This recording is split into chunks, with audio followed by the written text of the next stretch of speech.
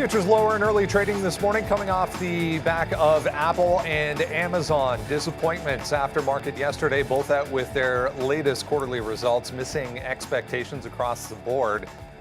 Question marks for Amazon specifically on the growth side of things. Big hit from Rivian, similar to Ford. We'll talk about Amazon coming up here. The move, though, coming off a second straight big bounce back day for stocks yesterday, right across the board. Still some work to do, though, for all three U.S. indexes to try and get back to positive territory on the month as we head into the final trading session of April. The Dow still down 2.2%, S&P about 5.5% to the downside on the month. The NASDAQ the worst off for April, 9.5% heading into Friday in negative territory. Global growth remains a concern as well. The Commerce Department yesterday reporting GDP fell versus 1.4% versus an expectation of a 1% growth in the latest period there. So GDP a concern. Heading towards the Fed next week. Keep in mind, we'll get that half-point rate hike coming up from the Fed next week. Ton of earnings to get through today. Apple, Amazon, Intel, Roku, Robinhood even reporting. So much to talk about. Let's get into it. It's Friday, April 29th, 2022. TraderTV.live starts now.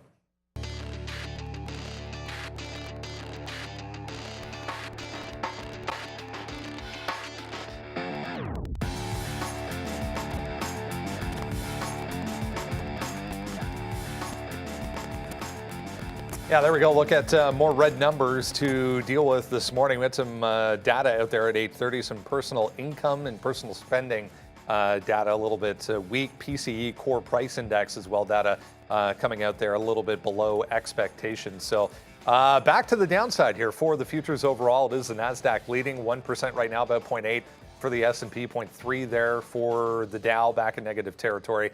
Both Bitcoin and Ethereum, yeah, pretty weak to start things off. We had a bit of a bounce back day for both yesterday. Crude oil back to the upside this morning. Chevron out with their earnings as well. CVX in negative territory, however. Off of that report, welcome to what should be a pretty interesting Friday. Arun back with us this morning. Sean, hopefully back in the chair Monday. On the recovery as well. We wish him well. Good morning, guys. Going to be interesting here. I mean, it's earnings, and more earnings. If you like them to go up, there's a few. If you like them to go down, plenty of options today for you. Yeah, I was about to say, I feel like there's a few more options in the other direction. Welcome, everybody.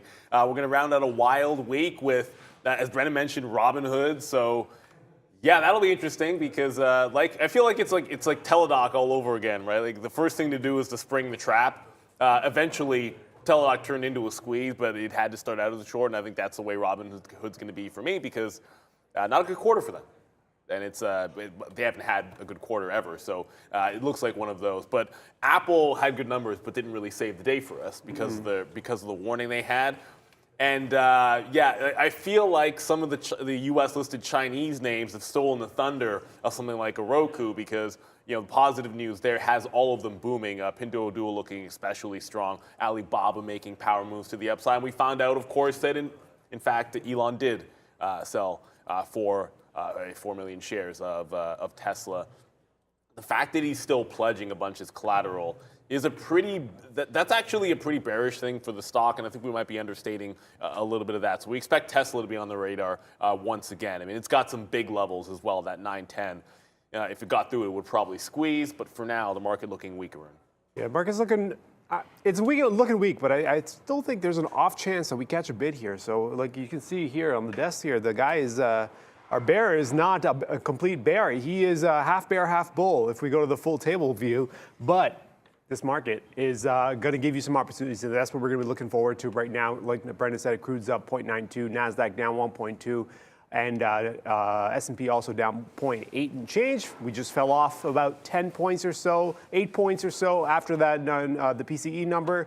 So we are starting to get active right now. We're looking for some trades here. I just don't know which direction I want to commit to completely just yet. Do I want to try to catch bids off this dip, or do I actually want to fade any pops? Not completely sure, so that's why my blotter is empty. No futures positions. We are waiting a little bit, and then maybe Brendan can give us some ideas of what names we can work with. Yeah, so many to discuss this morning. Amazon SSR today? Yeah. Amazon down 10%. We'll talk about that in a second. Before we do, let's bring in Miss V. Good morning. Good morning, team. Happy Trading Friday to you all. I wish you a great, profitable day. Please like this video and let's get it started, Brandon. Yeah, lots to get through this morning as we head towards the open here, guys. There we go. Amazon, ugly, guys, down to 25.50 here, starting to tick back to the downside. Yeah, 10% move here for Amazon. I don't think anyone's going to feel sorry for him, but yeah, Jeff Bezos, $13 billion less wealthy this morning after that move to the downside off of earnings for Amazon. Where's your empathy, Brendan? I for one feel, look, from the bottom of my heart, I feel for Jeff Bezos. I mean, it's got to be tough, you know, to be in that situation and have what was just absolutely disastrous growth for them. No, I really don't care. But the truth of the matter is, everyone's talking about the Rivian thing, man, and it's like. And this is exactly what I said about, by the way, Robinhood just broke $9. I just took more shares because it's a short till it's not. But what was I saying? Oh yeah, the Rivian thing. Like, okay, so Ford, you knew when you're writing down, you're going to lose a bunch of money when Rivian basically loses all of its value. So that's going to happen. But when somebody has an acquisition and it bolsters their earnings and it's unrealized, let's say, I remember Uber was in that spot. Like when you always had that earnings with a grain of salt because you're like, okay, well, fine, that's a one-time thing. It's not recurring. It's not going to matter too much necessarily down the line. Let's focus on the nuts and bolts. And that's what we should be doing with Amazon.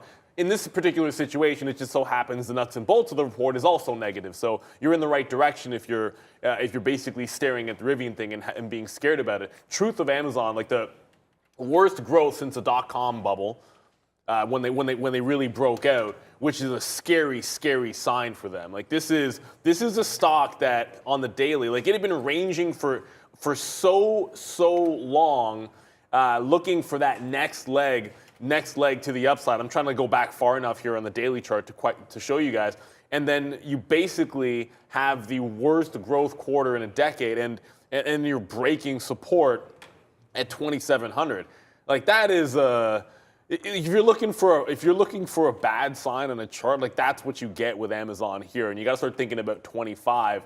Coming into play today, and support below that is going to be closer to the 22.5, 23 area. So, Amazon certainly in some trouble, and obviously it's not usually a stock we trade a lot, but it's not a good sign for the overall market environment trying to bring tech back here. We had to dodge a couple of bullets here. It would have been nice if maybe Apple had said some better things about the economy there. And the GDP thing, by the way, I think it's a little bit overblown that it was negative growth because there's a lot that goes into GDP when you start thinking about like imports, exports, and a little bit of that was possibly overblown, although there is still that fear of recession as well. So Amazon not helping us at all. And I didn't mean to be like, it was a joke about Jeff Bezos. Like I don't actually have an opinion one way or the other. And truthfully, hey man, I don't care how rich you are, it's going to suck to lose money. It doesn't make a difference. Nope.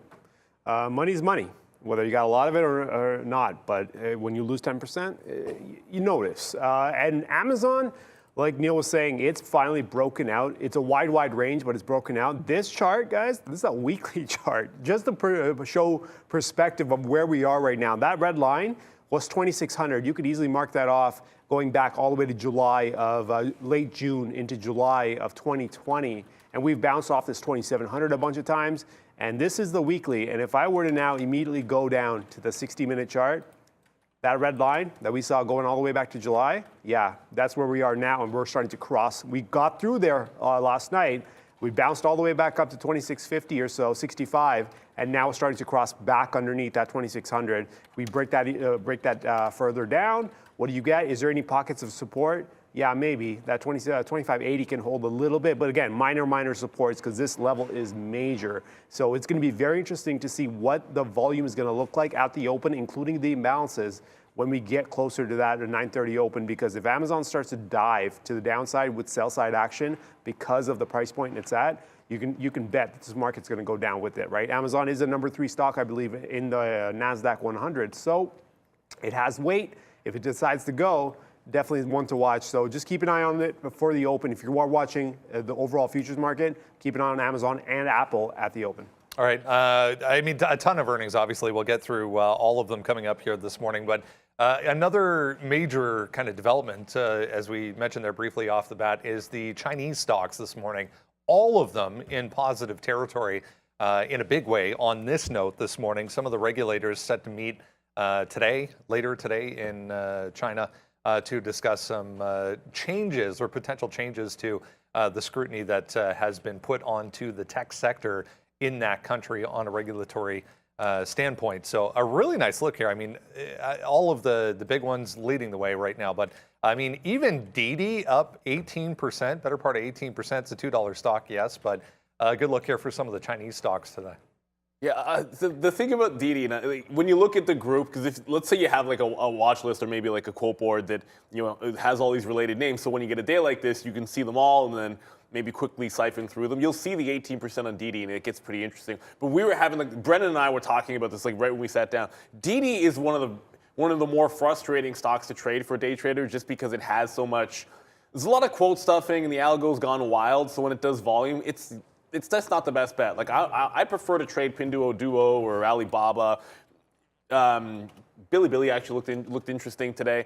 You can have a look at Neo or maybe one of the EV makers, but DD, it's a tricky one. And plus, too, I always tend to believe of all of these names, when you get this news, it feels like DD should rally, maybe the least on it. From a value perspective, I get it, but you just watch out for the algos and the quote stuffing. It's a weird one to try to read when looking at the tape. And on the other end, Pinduoduo looks pretty strong here. Like this is it's up 15% through the 50 period. If it clears 45, like this thing, I'm not saying it's straight shot to 50, but it's super, super strong. And it's a hard thing to say that when you're gapping up this far.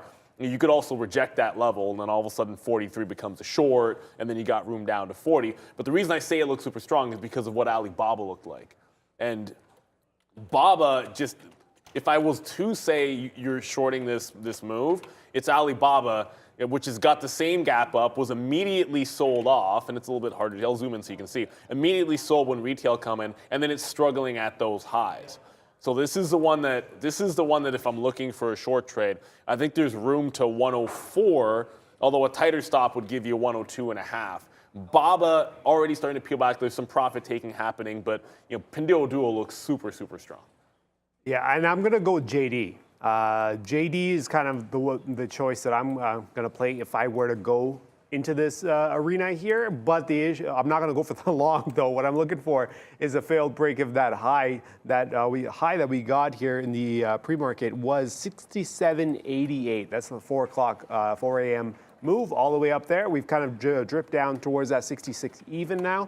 The reason I want to go for a fade, what I'm looking for is a false break through that 68. The reason I'm going for that is going to be the daily. If you look at the daily here, look at that. You got action all the way up to 70. So all the way up, if we break that and fail, back down we go. That's the play I'm going to make on JD if we get that set up.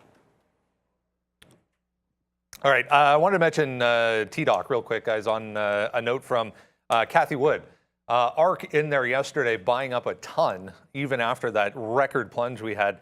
609,665 shares for Kathy Wood and ARC back to the upside. I mean, there was heavy volume once we bounced off 30 back to the upside. So, yeah, Miss Wood not done with TDOC yet, guys.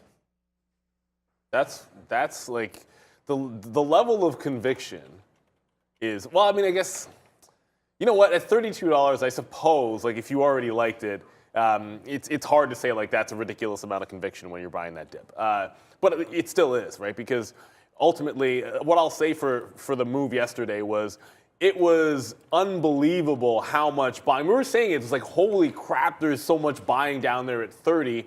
It was relentless because we were originally short at 32, and it was like, okay, it's going to drop and it's going to fall. But every time it took out the low, like I tried the short break at 30 once and at 29 twice, and neither time did it even budge like a smidgen. And then we were going long in the afternoon. So, there's your answer. A lot of times where there's smoke, there's fire. And when you think there's a big buyer down there, usually just trust your gut. And that's, like, thank God we did that. I actually still want to fade this 34. If you remember from the afternoon show, 34. The longs couldn't get through that price. There was one break and then it failed. And then we consolidated there. We kind of reversed off it this morning. If it gets through that price, there's so much room to run. If there's a short to be had, it's just that one short in front of 34 for me today.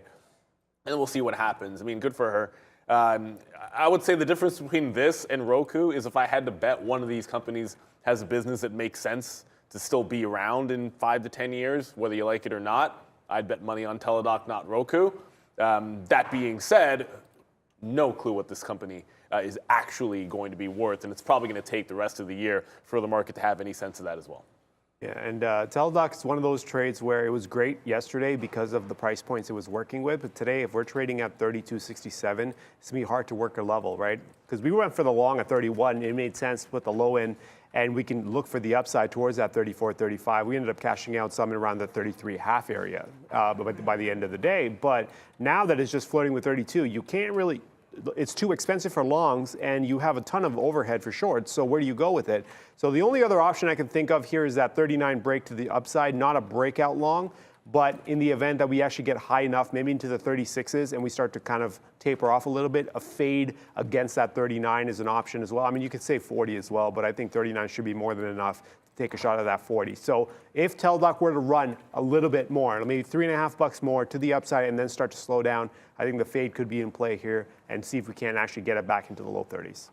All right, it's Friday. That means we have Michael Nosh, chartered market technician from Trade Ideas. Happy as always to have Michael with us to discuss some opportunities or potential opportunities to come in the next few weeks. And we're going to switch things up a little bit here. Great to see you as always, Michael. Thank you. Talk a little bit about some indicators and possible opportunities that come from them, and specifically, not one that we look at, I have to admit, an awful lot, but Bollinger Bands. Tell us about it. Yeah, so I got inspiration from this because the CMT symposium is going on. As a CMT myself, it's kind of a giant annual meeting of a whole bunch of the highest name chart nerds out there. So I'm watching that, for the next few days, and I got some inspiration here. John Boilinger, the creator of the Bollinger Bands, which is a pretty common indicator, had a nice chat about the history of technical analysis and the reason that he invented this indicator years ago and uses for it and all that. And it just kind of got the creative juices flowing. So I thought I'd come talk to you guys about it. So before we get into any charts, I'll just explain the concept here. Essentially, he was using a 20-period moving average. You can use any moving average you want. Again, these are available for scanning and everything on our charts and most charts out there. And then what he did is he wrapped a channel around it using standard deviation math. So, without going too deep into the math, basically anything that closes outside of the band is showing that it's a 2 standard deviation move, so just an unlikely event. But at the same time, these bands adapt quickly to the volatility and the changing volatility of the actual security. So what we're going to talk about today in a scan that's going to be in Trade Ideas next week, again, from this inspiration from this talk, is going to be the Bollinger Band squeeze. So that's kind of the idea behind it. I'm just going to show quickly, this is some Bollinger Bands on a chart of the SPY. You can see where I noted the volatility contraction there, basically just saying that because these are working off volatility bands and because they are standard deviation based, as those bands shrink, it's meaning that the volatility of whatever you're looking at is contracting. And a way to kind of quantify a stock getting tight, we like to call it, or basing.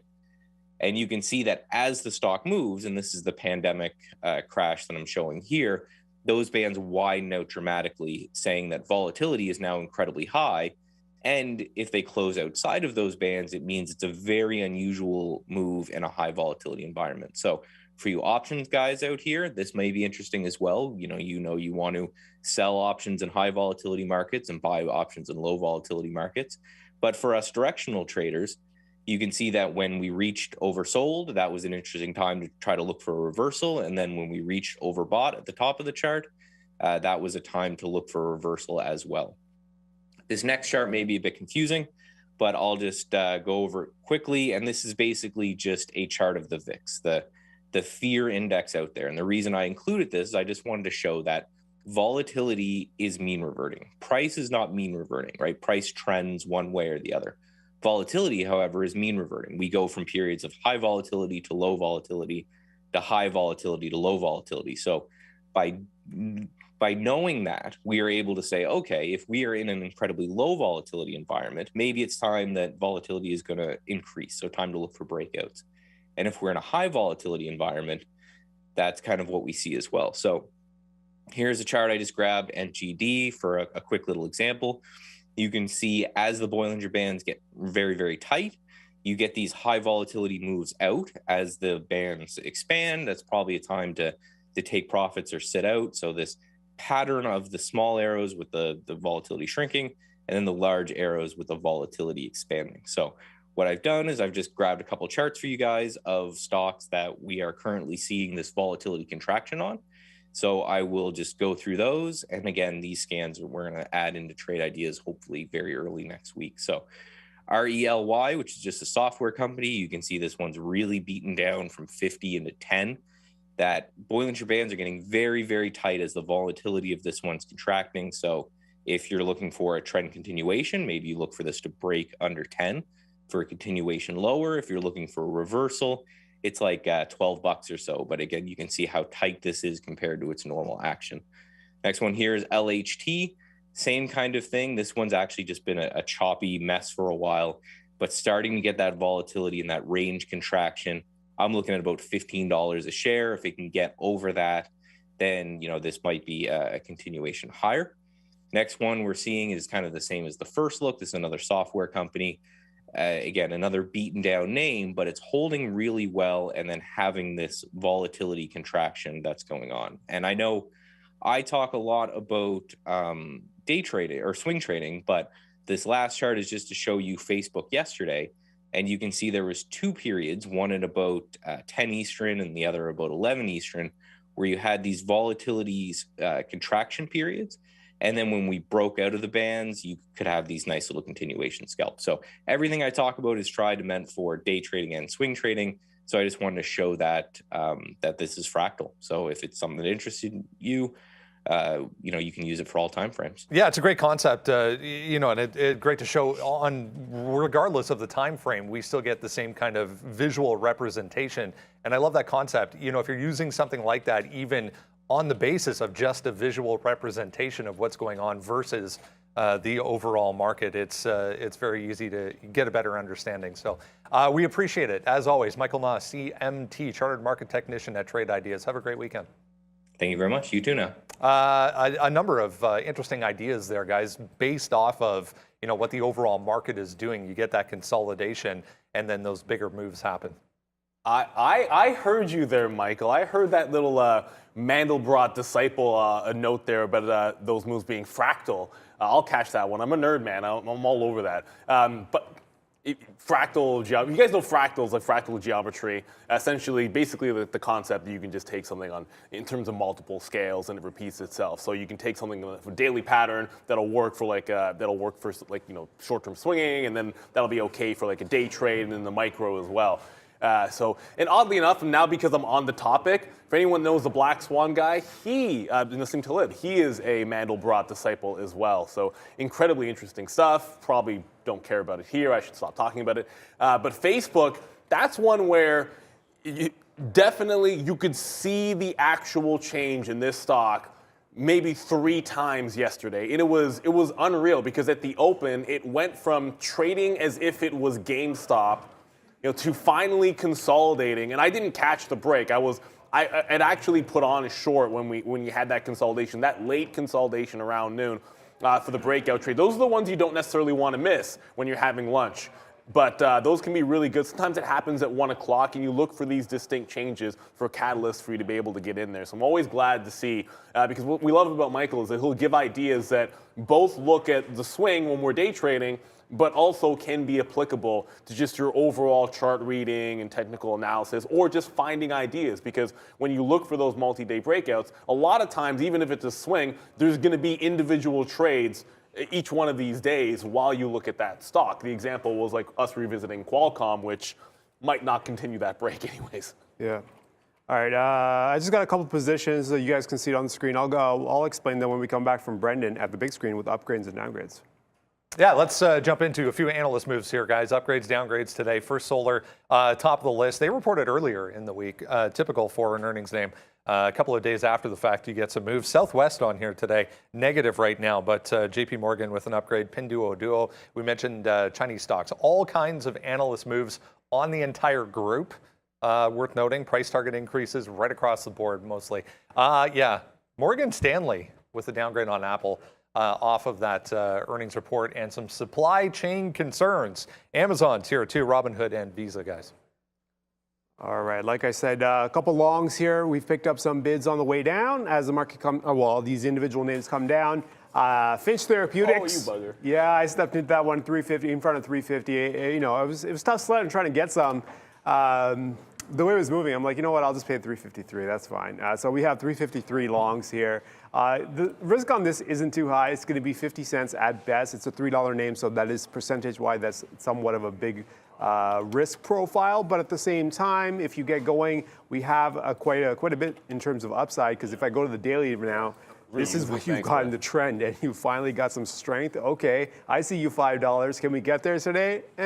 Well, we'll see. That's a 3-to-1 payout if we are right on this one. So we are long on that one. And the other one, ZYME, I had no clue about this until Neil brought this one up. Absolutely no clue. I'm not even in yet, man. I am. So this was completely him bringing in the name. He was just talking about it. I was like, oh, you know what? I like that chart too at $7. So This is the daily on this one here. We are sitting right here above that $6.50, $7 resistance level. That was the last checkpoint before we continued our move down through 5. Now we're above the 7. I'm thinking, you know what? Why can't I take the long here? And it's looking pretty good in the pre-market too. The way it's been moving around, or especially around these 7s, there should be some buy-side action here.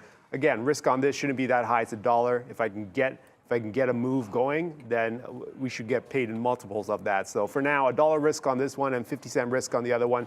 They're both in the money, but again, this is pre-market activity. It's too early for any of this. But I am still hunting for futures positions. So since it's almost 9 o'clock, I might as well talk about the futures. All right, we've had quite the move yesterday, right? It was a 100-point turnaround. Or actually, no, not even 100 points. It was like 120-point turnaround from the lows. So here we are kind of moving up on the futures. This is a 60-minute chart here. And you know what? Maybe the 60 is too long. Let's go to the 30. And we'll put the 30 down here. And this is the move you've got. Pretty much from that 80 low. Remember, we were long all the way. We were catching longs on the dip down. We did cut the trade short, so it didn't really work out as great as we would have liked. But the idea was the long. And we ran up all the way to 4,300. Actually, this doesn't have all the levels that I want on it because this is not the chart I actually work with. But okay, so the levels I've got up top are going to be 43.15. That's in play. We did back off those 4,300s and back into the 42.50 area. Apple came out, did its thing, whatnot. Here we are, kind of working these 50s. The issue right now, and the reason why I'm not convinced either way, is because there's a 42.25 support level here as well. So we've got 43.15 up top, 42.25 down below, and I'm willing to go both directions with this. As long as one of them holds, I'll play that side. So right now, I think for me, 60 is going to be the inflection point. If we can get above 60, I'll start looking for some longs. So we get above 60, we come back down. I'll maybe start working some longs in the 50s or something like that with the 25 stop. And then the flip side is we get north of 80, I'm going to start keeping an eye out for potential shorts against the 43.15. That's kind of the only range that I can work with right now. This market hasn't fully decided. It hasn't, Apple hasn't gotten going, and Apple is the largest name in the index. So if Apple were to now actually make a move, and we've got Apple 159 as the break point. If Apple were to take 159 and the futures were to break down, I think we have a chance at actually getting through that level of 42.25 and seeing yesterday's low. But again, Apple needs to get on board with this move because, again, it's the largest name in the index. So if Apple can get on board, then we can take a shot at the downside. But for now, we're going to range trade this, see if we can play somewhere in the middle.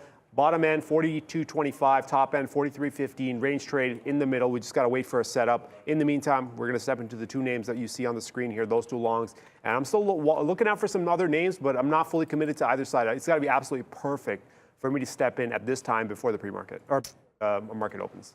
All right, yeah, we had a couple of little ones actually. ZYME, that crazy mover right now. This one as well just popped on back up, guys. FNCH up on an FDA ruling, so they had a hold on one of their clinical trials that has been lifted. You can see monster sell volume coming in right now on FNCH. But if you missed it, there it is. We'll make it official. Yeah, it was a bacterial infection therapy. Clinical hold on that has been lifted.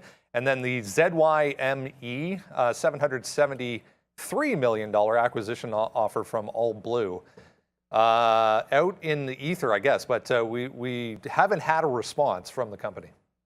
So that's an important distinction here. Like you have a $10.50 offer. It is so easy to say, well, this company was trading at $5 yesterday. It's at $7 right now. Why in the heck would I not buy it? It's unsolicited. The board could always just be like, we don't like this offer. And apparently this is not the first time there's been outside interest in buying the company. And the read I kind of have on something like this is, if you look at what this stock has done, look at the history of this stock. I want to make sure I pull back far enough so you get an idea of just how depressed it is. If a board doesn't like a 100% premium, let's just say, then they believe in what they have. I'm not saying this stock is going to the moon, just simply that there is a legitimate case to be made that if you don't think it's worth $10.50, the board believes that whatever they've got in their pipeline, and I am no expert, when I read these, biopharma, trial results and whatnot, like it's, all of it's going to go over my head for the most part. You just try to decipher as much as you can. But so I can't really comment on what I think about the company, but clearly they believe in themselves. They don't like $10.50. That's 100% premium on a stock it's getting absolutely crushed. So there's a lot of case to be made. If this stock ever got back to $5 and started barcoding, it'd be one of those very interesting shot plays. All that said, just don't think it has to go to $10 today. That's the important part. If the board had responded and said, we're engaging, we like this deal, or the endorser or a major shareholder comes out and says they endorse it, then yeah, it might start trading like a regular buyout. But that $10.50, this isn't even like Twitter. Right? Like this is actually less likely at this point to result in a deal than something like a Twitter would be, because you essentially don't have the board even engaging just yet. But I like the long as well. I was telling Arun that I just wanted to see it get back out of this consolidation. Like I'd rather it break the consolidation up. Otherwise, the 7 gets taken, I'd go dip buy hunting. I just prefer to play it the other way. Like I didn't want to be sitting in the trade, right here at 705. I guess it's a distinction without a difference. We had this conversation about it was Teladoc yesterday, and I ended up just getting into the trade like Arun was. But this time, I want to see the break. It's the pre-market, and if it breaks down, I'm first looking at about like $6 for sure, but $6.50 if it were to consolidate there. Just don't expect $10 today without a comment from the company. I just look at the chart, and for me, the chart looks pretty good, especially on the daily with the levels we've cleared, and now with the action we're getting around 7. And I think of it this way: sure, all that noise and news and whatever, but if the technicals look good, I think it's worth the risk. I'm going to lose $1. Could I lose $1? Yeah, absolutely. But that's what comes with trading. But I think the upside is larger than the risk profile, so it's going to be greater than 1-to-1. So why not take the shot, especially when you have everything lined up for you, right? Technically, I like the trade in terms of the setup, so we don't have to, go into all that other stuff. If that were to come out and it's not helpful, sure, this market's coming down, I take a hit on it. But I think in terms of technicals, I do like it. So we definitely got to take a shot on this one here, ZYME, and then FNCH as well.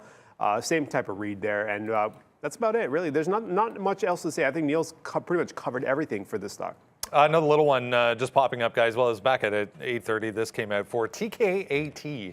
Takung Art NFT name higher this morning after their NFT trading website officially launches. So that was 8:30 this morning for TKAT. Let's jump into everything else you need to know this morning heading towards the open. Under 30 minutes to go. That is the link to the watch list. Has everything you need to know on it every single day. We send it out before we come on at 8:30. Miss V will help you out in the chat if you need that link. Let's get into Apple, guys. It was the warning, supply chain constraints, and China-related warning that seemed to be the negative here for Apple. Back to the downside. Yeah, like that's the thing that didn't, I guess, save the markets. That's why we're down the 1%. As much as Amazon, obviously didn't have a good report either. But everything else about the actual numbers for Apple was fantastic in terms of their growth. Like their services doing absolutely great. Like once it gets you in the ecosystem, they got you, and that's what's so fantastic about Apple. But truth of the matter is, they're not really giving specific guidance. So you pay like every word that comes out about the forward, specifically when it comes to supply chain, people will listen up because they're just the biggest name out there. 159, and we said it probably every single day. I think every single day this week, there's probably one number that's come out for Apple and how big this 159 level, and it's been significant pretty much every single day. If we hold this, the market's got a shot today, but if we get below 150, you probably said all of this in this, I'm just repeating myself, but we get below 159, there's room to what is a great 55 to 56 level. That's not split adjusted. A great 155, 156 level, which was that previous low. You do also have the 200 period moving average, which is at that 159 mark. Another reason why it's been such an important floor on Apple today. I'm not just gonna use that for potential trades, like little dip buy opportunities or breakdowns, but also if you're in something. Remember we were using Tesla yesterday. Like if Tesla was flushing, make sure you have a chart up of that today. If you're following anything that has a good beta to the market, but if you're looking at anything that's moving overall in tech, then you're going to want to see what Apple does at that 59 level. That breaks down and you're in a short. That's great. If you're in a long trade in the money in a tech name, you might want to consider if Apple were to be testing that level at that time. Hey, might be a good reason why you would trim some profits because that's the kind of thing that can turn the market for you. So 159 on Apple, that's what I'm staring in at all day long. You should have alerts set for that level as well. Yeah, and 159, like Neil said, is going to be the entry point for me. I also don't step in right away, so I'll kind of slow play that a little bit here, see if we can actually get underneath, stay underneath for a little bit before I step into a trade.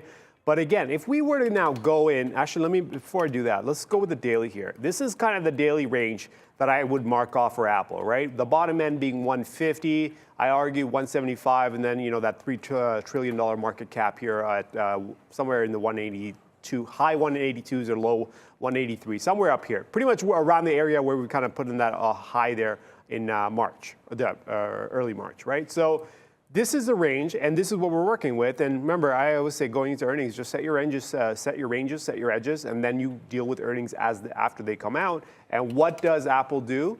It decides that, you know what, we are going to go down, but we're going to catch a bid, and we're not going to take out that bottom end of the range. So although that 159 could break to the downside, opening up a short, it also could just go down only a little bit before it catches a bid in front of this 150 once again and makes a bounce. So it is a limited downside trade. That 159 short is going to need some, if it ends up setting up today, you end up taking it, it ends up going down, you take some targets, and then you really play close to the vest here in terms of trail stops, just because of where it's entering. That buy side zone, that buy range, until 150 gets cracked, it's going to be a tough thing to grind through. And can we do it in one day? I mean, it is post-earnings, so it's possible. But usually this kind of a move is going to be a multi-day event where we kind of go down, fight some buyers, bounce up, go down again. It's going to be a multi-day event. Typically, that's how it goes. But again, post-earnings, anything can happen. But Apple is inside this wide range here, 175 up top, 150 down below.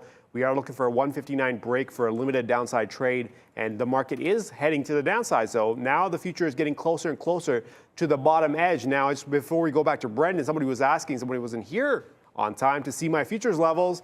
I'm using 42.25 down below, and I'm using 43.15 up top. 42.25 would open up the short to the downside. Until that breaks, possible longs if we can actually find a bid. Right now, it doesn't look like we're going to get that. This market just wants to head to the downside, so we're going to respect it and let the market go. The two positions that I've got, unrelated to the market, so they're going to do their own thing. That's perfectly fine, so I'm okay with those. But anything that's related to the market, I haven't stepped into yet, because I have no clue which direction this market wants to commit to until the open. So until that happens, I'm going to stay flat and see if we can't find something after the open.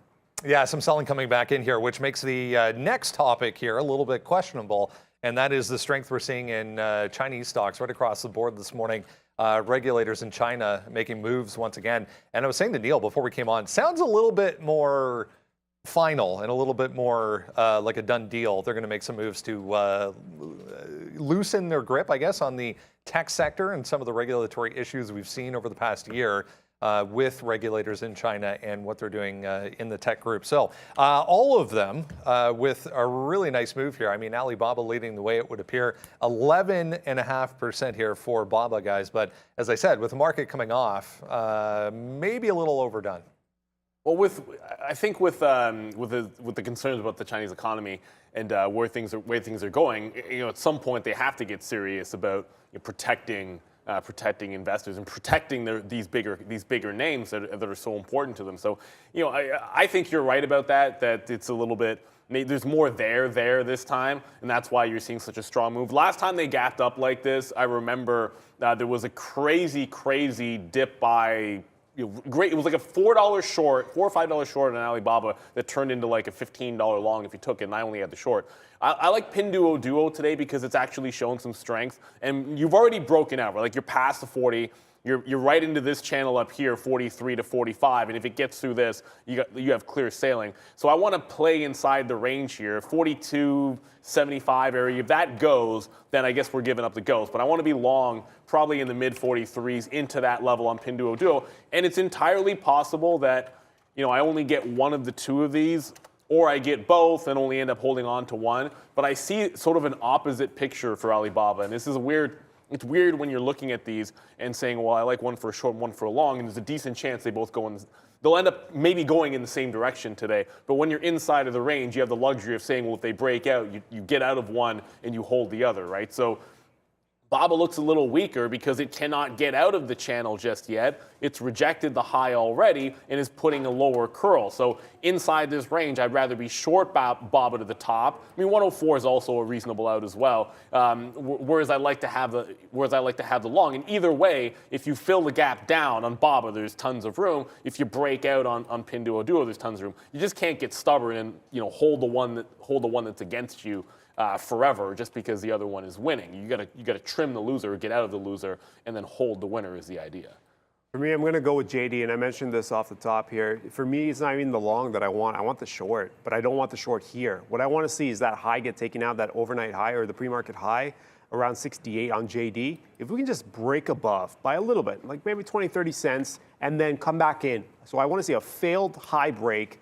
And the reason I want to do a short up at that point is because of where we are on the daily. If you were to go back now, you got 70 even as the big resistance level that's been in play from mid-March. A couple times we've tried to breach that, couldn't get going. Down we went towards 50s. Now we got a chance to actually get closer to it once again. So a failed high break would open up the door for a short. But again, it has to be a failed high break. I'm not going to fade this. It clearly has some strength. We don't know what kind of volume is going to come in which direction for this market or for those stocks specifically at the open. So I'm going to wait for that to kind of happen. I want the highs get taken out. Let's fail. Then let's go for the short with the 70 stop. See if we can actually get it back into the low 60s. But for the time being, it's got to break that top. Until that happens, no alerts, no trades. Hey guys, welcome everyone who just joined us, and welcome all the new members this morning. Tony Mirza, thank you for becoming a member. And guys, please make sure you like this video. Let's get 1K likes before the bell. And now let's continue with Brandon. And let's talk about Tesla. Elon, yeah, he was in there selling the past couple of days. $4 billion, in fact, worth of Elon shares getting sold over the past 2 days to help fund this Twitter acquisition for him. We're back to the upside this morning. That's 900 right at the top end of the range. He said on Twitter this morning that no more Tesla sales were planned. So yeah, maybe not selling any more Tesla shares, but he's still posting collateral for, like remember like that, it's 25 billion, 25 billion I think is going to be the debt from the dad, I forget the name of the bank, but 21 from his own personal little war chest there. But the truth of the matter is, when you post the shares as collateral, that puts a tremendous amount of strain on the stock price, because it starts falling enough here, and it could get interesting. It could get cascading, and you don't want to be, as a shareholder, you have to be aware of that. Like, he's putting some risk into the stock. However, the chart's pretty clear to see this 900 to 910 area, and maybe up to 918 has been overhead resistance, and it's the way we've run from that price, which makes it, I don't want to say safe to short, but to not be in a short if it tries to roll over from here kind of doesn't make a lot of sense to me. Every time it's got to this 900, it's rolled away early on in the session. If we break out, I think it could be jailbreak city off of a 910 break. It'll have trouble at 920, but if you clear, I mean, that's $10 to the first level. So if you clear 920, you can see what the gap looks like. It's all the way up to 960, that 950, 960 area. So if we get through 10s, that's going to be a long on Tesla. It's going to be impossible after the last couple of days to not try the fade. And maybe it's a trap and it breaks out, but if I see 900, I'm going to be shorting it today. Yeah, next up is going to be that 800, but going back to the 26th when we were talking about when it fell straight off the open from 1,000. Yep. And we were looking at it, I was looking at this chart going, let me see what the volume flow looks like. And I pulled up this chart. This is 100,000 shares per bar. And I'm like, there's no way this is actually someone selling, or this is actually trading. This is going to be programmed trading, some sort of automatic sell program that's coming in play. Watch us find out later if someone actually sold some shares or something. Well, it turns out someone actually sold some shares. And that's, for anyone wanting to kind of figure that out, just break it down in volume. If it's sustained like this is not possible for someone to just be like, you know what, I'm going to trade this all the way from 1,000 to this with this kind of sustainability. That takes way too much money unless you have something to do like a fund or, hey, large shareholder that wants to unload. This is the kind of action you're going to get when that happens. And then I think there was another pocket here as well. But anyways, regardless of that, Tesla's back into the daily now. And when you look at what's been done yesterday, and it broke through that 900, we're kind of sitting here around that 890, caught a small bid off that 824 yesterday. Now we bounced. But again, upside is still going to be a problem here because of the areas that we've cleared to the downside. This whole zone here, north of 900, it looks like it's going to be about that 970. Remember that break point from that earnings low?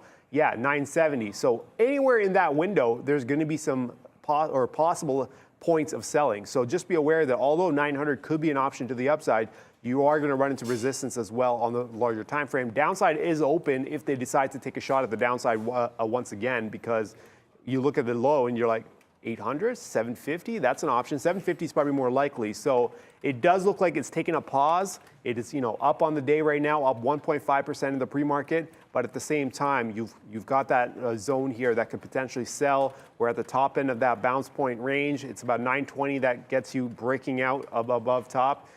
So let's see how Tesla wants to play this game here. But I would just be careful about the potential for a sell in Tesla once again. All right, let's go on to Intel. Another one, they reported along with Roku as well, but it's worth mentioning. Far less attention, guys, being paid, it would appear, to both Intel this morning and Roku reports, but both worth a look here.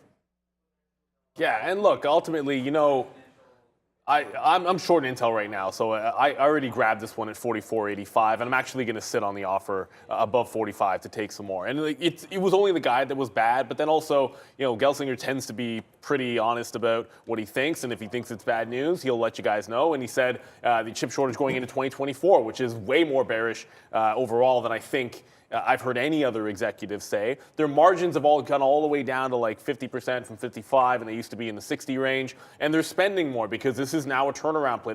It's a turnaround play. It's a transition to the foundry aspect. And I think this is, what you're getting with Intel here. And to me, it's set up as, if it's going to be a down day in the market, you're also breaking down from this 45.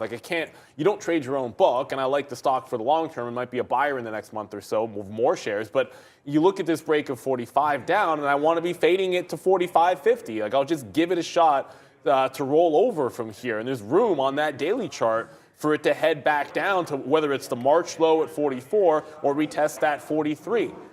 So it's nothing.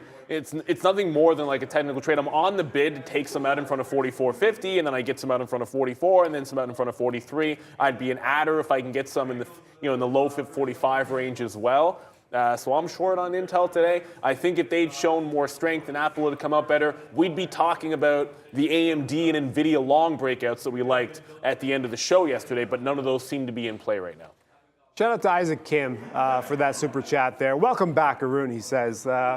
I'll be here, guys, all day. Find me in the morning, find me in the afternoon. We'll see about next week. I'm not sure. Every time I say this is my last day, it turns out it is not my last day. So we'll find out. Today may or may not be. We'll see. Hopefully it is. Okay, to the downside, 45 break is what you would initially think, but then risk reward says, hey, can you get to 44? That's going to be a problem. That's probably a better trade. So 44 is where I'm going to mark it down. We are trading at 44.67. 44.71 right now. So we still haven't cleared that 44 yet. There's still a possibility of a turn. And if that turn is going to come, I think it's going to have to happen right above that 45.50. So right now we're just going to wait for either side to break down or break out. You either break down through that 44 opening up the downside, or you break up above 45.50, settle above. Then you can say, you know what, we're playing the low end of the daily range. Let's go for the long. Use that 44 as your stop. That's kind of the idea here. Intel is pretty binary at this point. You either go for one side or the other. You don't trade in the middle. You just got to play the edges. It's just way too risky to try and play in the middle. So waiting for that 44 or that 45.50. All right, let's talk about Robinhood, guys. All-time lows is about all you need to know this morning for Robinhood, down 10% here, but trying to get back to pre-market highs and hold $9. Yeah, like I think we said we opened the show by basically saying that it wasn't a good quarter, and we kind of all understand what the stock has been going through. I don't know what the future is going to be for them when you have dwindling users in general, and the users that you have smaller accounts. Then it's hard to imagine where the growth is going to come from that's going to get you back to on board. And ultimately, we know there's a 9% short interest, and just like with Teladoc, I don't have any issue flipping from a short to a long, but it's a short till it's not. Yesterday, it was okay, the short in TDOC, but the long was much, much better. But as long as we're below these ranges, and someone asked where the stop was going to be, it's a hard one at 940. But I am aware that we had a double bottom at 920 to 925, which does give you like that area in there. If there's a ton of buying, like if let's say you break 920, 925, and then you just have like a hard consolidation in that 40 range, it might be worth it just to get out of the trade and then start just hunting for a breakout long or even a consolidation long, because we saw with Kathy Wood in Teladoc yesterday, and yeah, sure, after it broke 30, was able to grab the long in that one, up at around $31, but it would have been a heck of a lot nicer when we were noticing all that buying down in the 29 range and the 30 range to have flipped it at that point. So I don't want to be as stubborn with Robinhood. I got bids all the way through the low of the day, 75s down to 850s. There's no obvious targets other than scaling out of it and starting to think about those even dollar ranges if it happens to flush to the downside. I think it got to SSR, or at least close enough to it. That will be in play as well, obviously being down 9%. You were asking me about Hood. Am I going to pay for shorts on Hood? Yeah, it's not happening. Is there a long? No, absolutely not either. Because look at this trend. I can't deny this. If we had strength to the upside, you could argue it. But if we have strength to the downside in a downtrend, and you got to pay for shorts on this downtrend, I'll pass. There's better options, especially at $9. I mean, what's the most I could potentially make on this one to the downside? So I'm going to pass on this one here. Hood, it is heading to the downside. It's clear that 10 even to the resistance or support level. So we are making a move and probably heading lower too. Even if this market bounces, it did bounce quite a bit. So even if this market were to go up, we can probably get some more action to the downside on Hood. Brendan. All right, FNCH. There's, as we said, the ZYME. There's this one as well. FNCH up on that clinical hold. This is 350 that it's holding right now. If you go to a daily chart, though, it's very bad. But potentially 4 and then 450 above that to the top side. So this thing does have a lot of room still on the way higher. There's about 20 million on the float for this, so it is a decent size. I mean, still very small, but 350 needs to hold if it's going to continue. If it doesn't, probably going to move back down for FNCH, guys. That's a tiny float. File that away how small the float is. I know Arun's already short, but that just means if it takes out highs, you get that squeeze potential, which I know everyone's always excited about. So just a couple more names. I know we didn't really go over Roku, I don't think. We have about 6 minutes to go. Did we really cover Roku? I don't think we did. Either way, Roku, not that bad, all things considered. The report, I'm not necessarily a believer in you've probably heard in the show, I don't know that any of us are believers in Roku, in the business model, like whether they'll be there in 5 years or so. That's probably what I actually said about them already. But you can't ignore the fact that you've got an obvious 95 level here. Like, look at the shelf that this had when it broke, and then clear break, clear resistance at that 95. I have a stop, and I put my stop to like, oh no, I canceled it because I didn't want it triggering the pre-market. But I think 94 and a half as well. I know you're looking at 94 for Roku Arun. And when you get this kind of a tight consolidation and room in either direction, I mean, in front of that level, you've got room to 100. If that breaks, if we break out 101, 100, 102, then you've got room to 110. Like, this can give you just any trade that you're looking for. And if you take out that bottom, you've got room to 90. And if that goes, you're talking about 85, 86.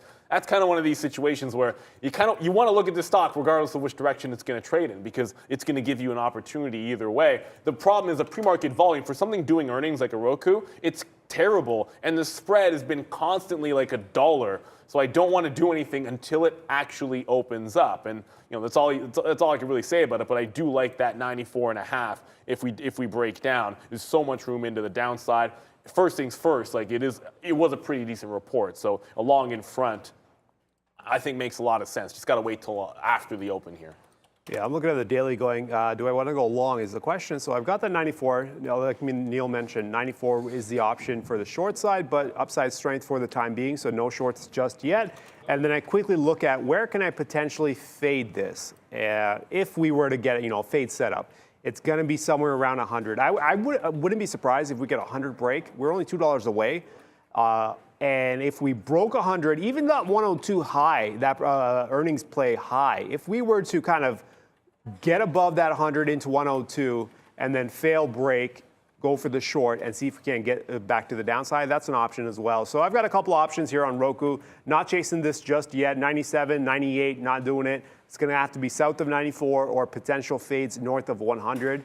We'll see how that one goes. Even if I were to fade the 100, it's going to be expensive because the 108 is going to have to be the stop, right? So pricey to say the least. So it's going to have to be an absolutely perfectly set up trade on Roku. So here we are working the top end or the bottom end if we get that break. Futures market, making an attempt at a bounce. Okay, so back to the futures. There could be a long here. I want to play on the futures. It worked out terrific yesterday. For the most part, morning, it wasn't the greatest in terms of selling off, but market caught those support levels we were working with. We were working with 85 down below, 85 to 80, 82.50 bounce, all the way back up. So it did well for us. Everything we built in the morning did perfectly well. Now let's see if we get a secondary move like that again. Again, I've got that 42.25. Let's see if this one actually works out as well. For now, though, not entirely convinced. Not as convinced as I was yesterday about the long, because today it's a little iffy. The levels aren't as strong, and there's a little bit more sell-side conviction. But again, I've got two names that are unrelated to the market. I'm actually going to pick up another one too.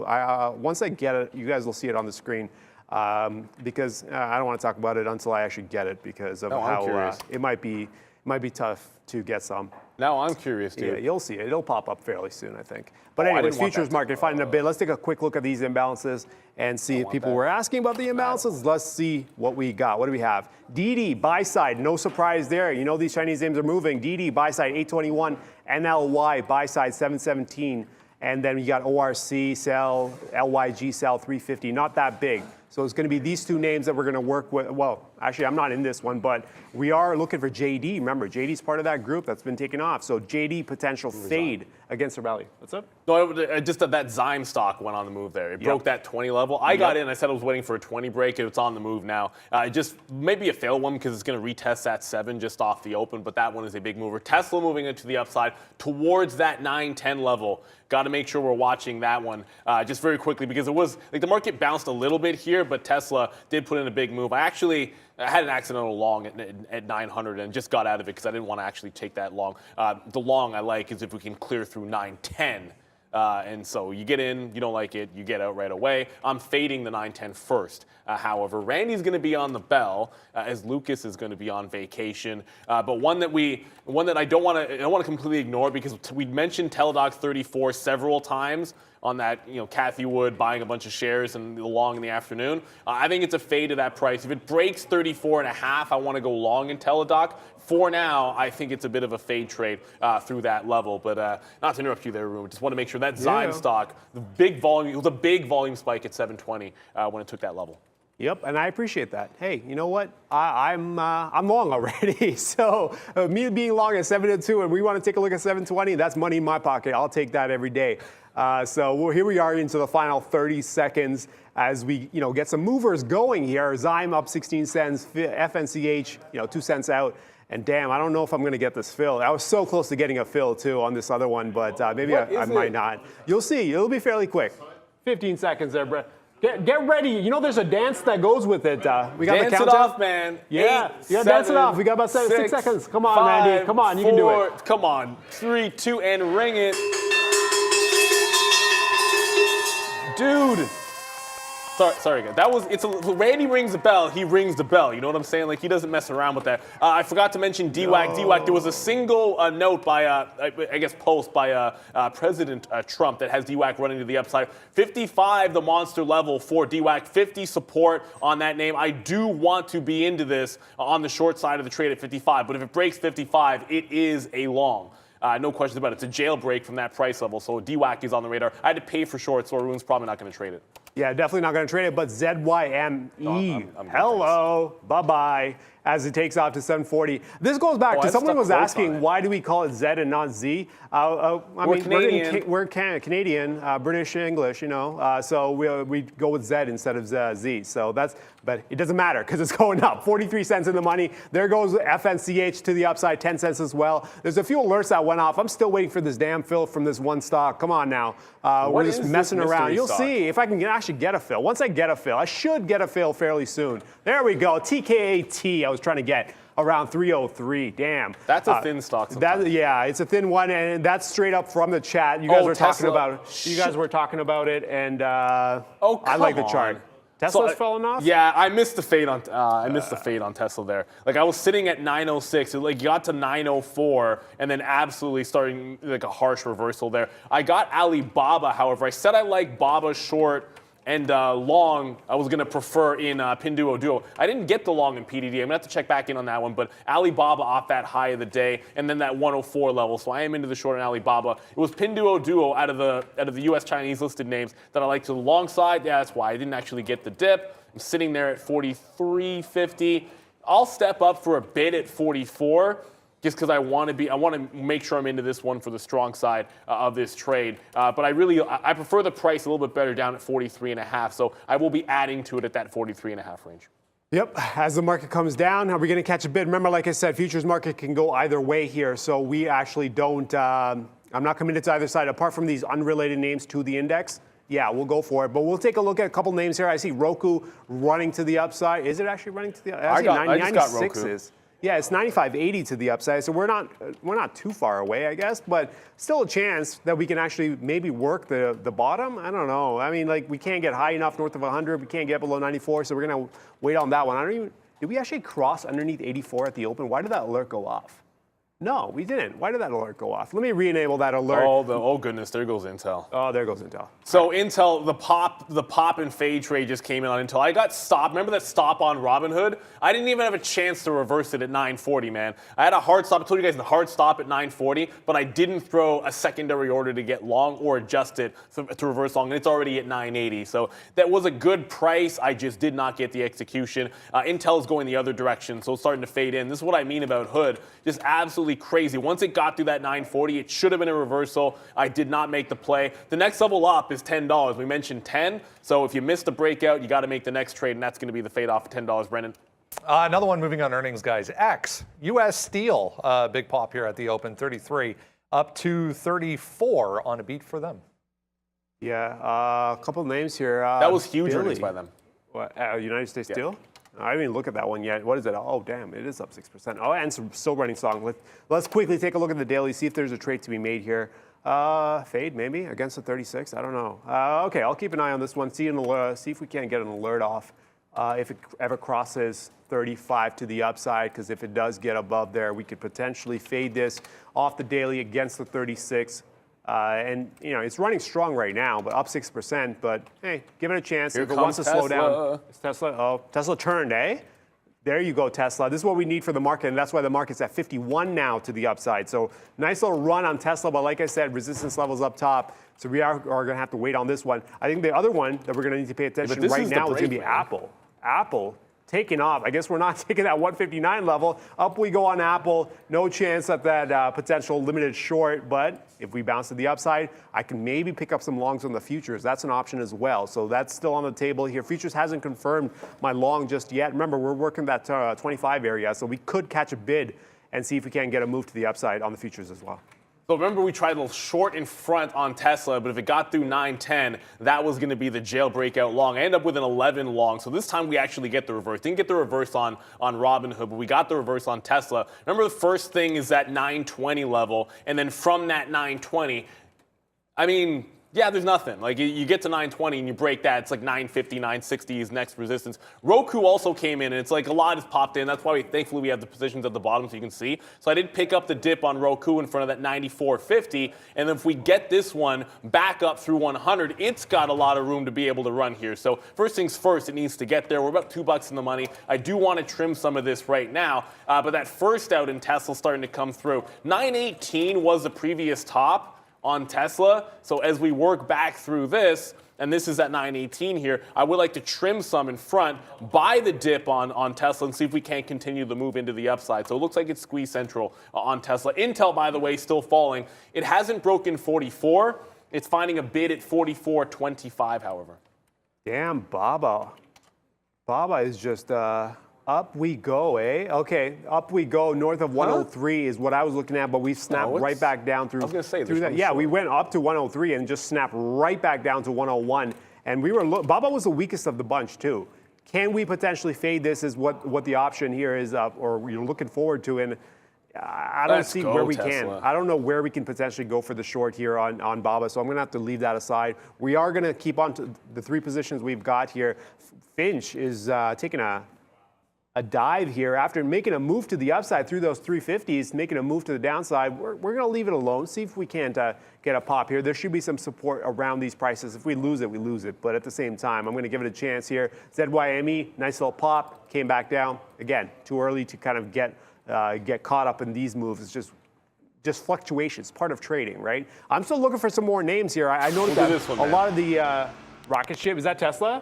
So Tesla gets right to that 918. Now keep in mind, like I had an accidental long. I shouldn't have had that trade, that 900. But if I hold it, it wins, and then you're just reinforcing bad decisions. You get in a trade you don't want, you get out of it. We took the short in front of 10, but it was a reversal all the way. If we do fade off of this 918 area, remember, this is a jailbreak out long once you're through here. So I like the reloads down around 905, somewhere in there. If we can consolidate, I will be trying to get some more. Alibaba, you confused me there when you said Alibaba was ripping, because I was like, what the heck? I'm like, is it really? Because I'm in that short. So it tested that 103, couldn't get through the 104. Now we're retesting low. I'm in the Pinduoduo long, so there's a good chance Pinduoduo doesn't work out, and then I'm holding through on Alibaba. But I do want to trim some of this in front of that 100 level just to make sure we're taking some profit. If we take out 100, Baba's got a huge gap to fill. Brendo?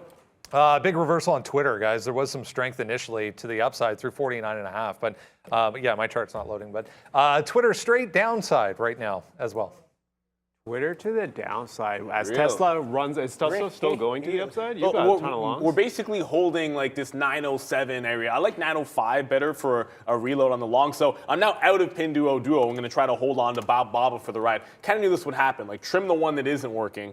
And then end up in the short side of the trade. But Baba continuing to go here. We'll see what happens. I'm about to get some more shares of Tesla on the dip. I do feel like if this market wants to go up, you kind of know Tesla's going to be the good barometer here. And if we can retest down in this 02 to 05 range, I think that's going to be the spot for reload. But you want to calm down. We're only at 938. You don't have to rush in. If you're already into the trade, you can also just hold on to it. You don't have to quickly add any more shares if you want to let these things base out a little bit. That ZYME, I don't want to be ignoring this stock. Whoops, that's a New York stock. Why would you be a New York stock?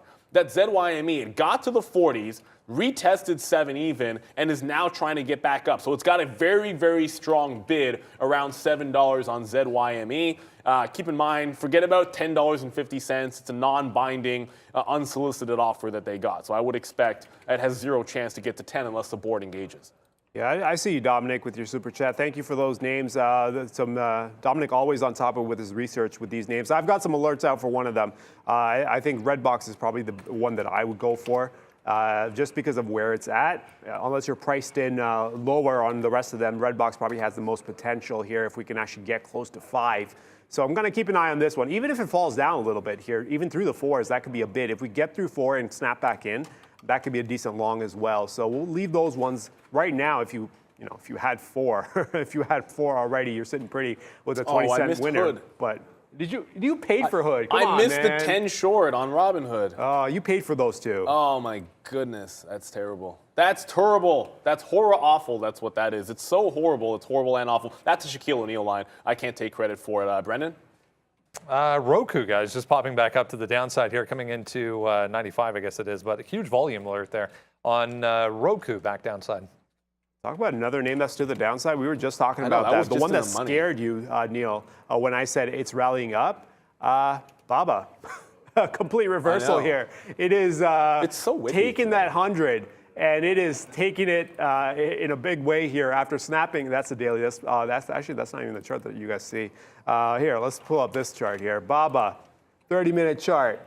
Hello to the upside, hello to the downside, and down we go south of 100. I've got an offer out. I'm going to fade this one. If this is the strength of Baba was relatively weak this morning, and Neil and I were talking about it. Of all the names that were actually moving up in this group, Baba did not look the best. And the fact that we tried to go high and then couldn't, and then taking out the 100 opens up the stops, opens up the downside. Why can't we go down to the low 90s? I'm not going to pay these mid 99 halves, but I will try to grab I could, but I'm not willing to. So I'm going to put an offer out much closer to 100 even and see if I can't get a fill there, just so I can control the risk a little bit. I mean, if it doesn't even want to bounce, if I start to see that the bounces aren't even that strong, no point. I got the fill. There you go.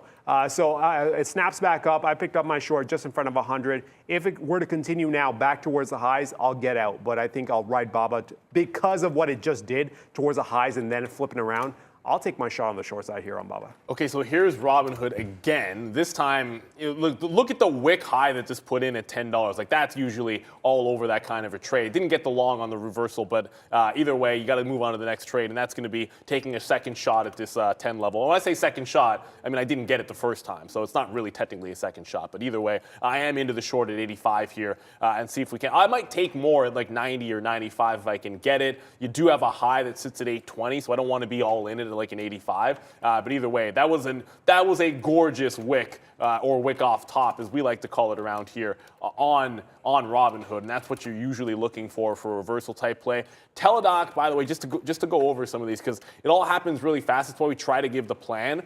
Took the short in front on 34 on Teladoc. I got out, but I didn't get the long, and the reason for that is my stop should be at 34.5 for Teladoc to take the actual breakout to the long side of the trade. That was the high yesterday. 34 was the key level, and I wanted to short off at that price, but the actual break of the high to me is going to be when we get through 34.50. That's why I'm not in Teladoc just yet. There's so much room to the upside here that I feel like allowing it to really clear. I'm changing to a different type of stop order, my Edge A stop, because I trust that a bit more.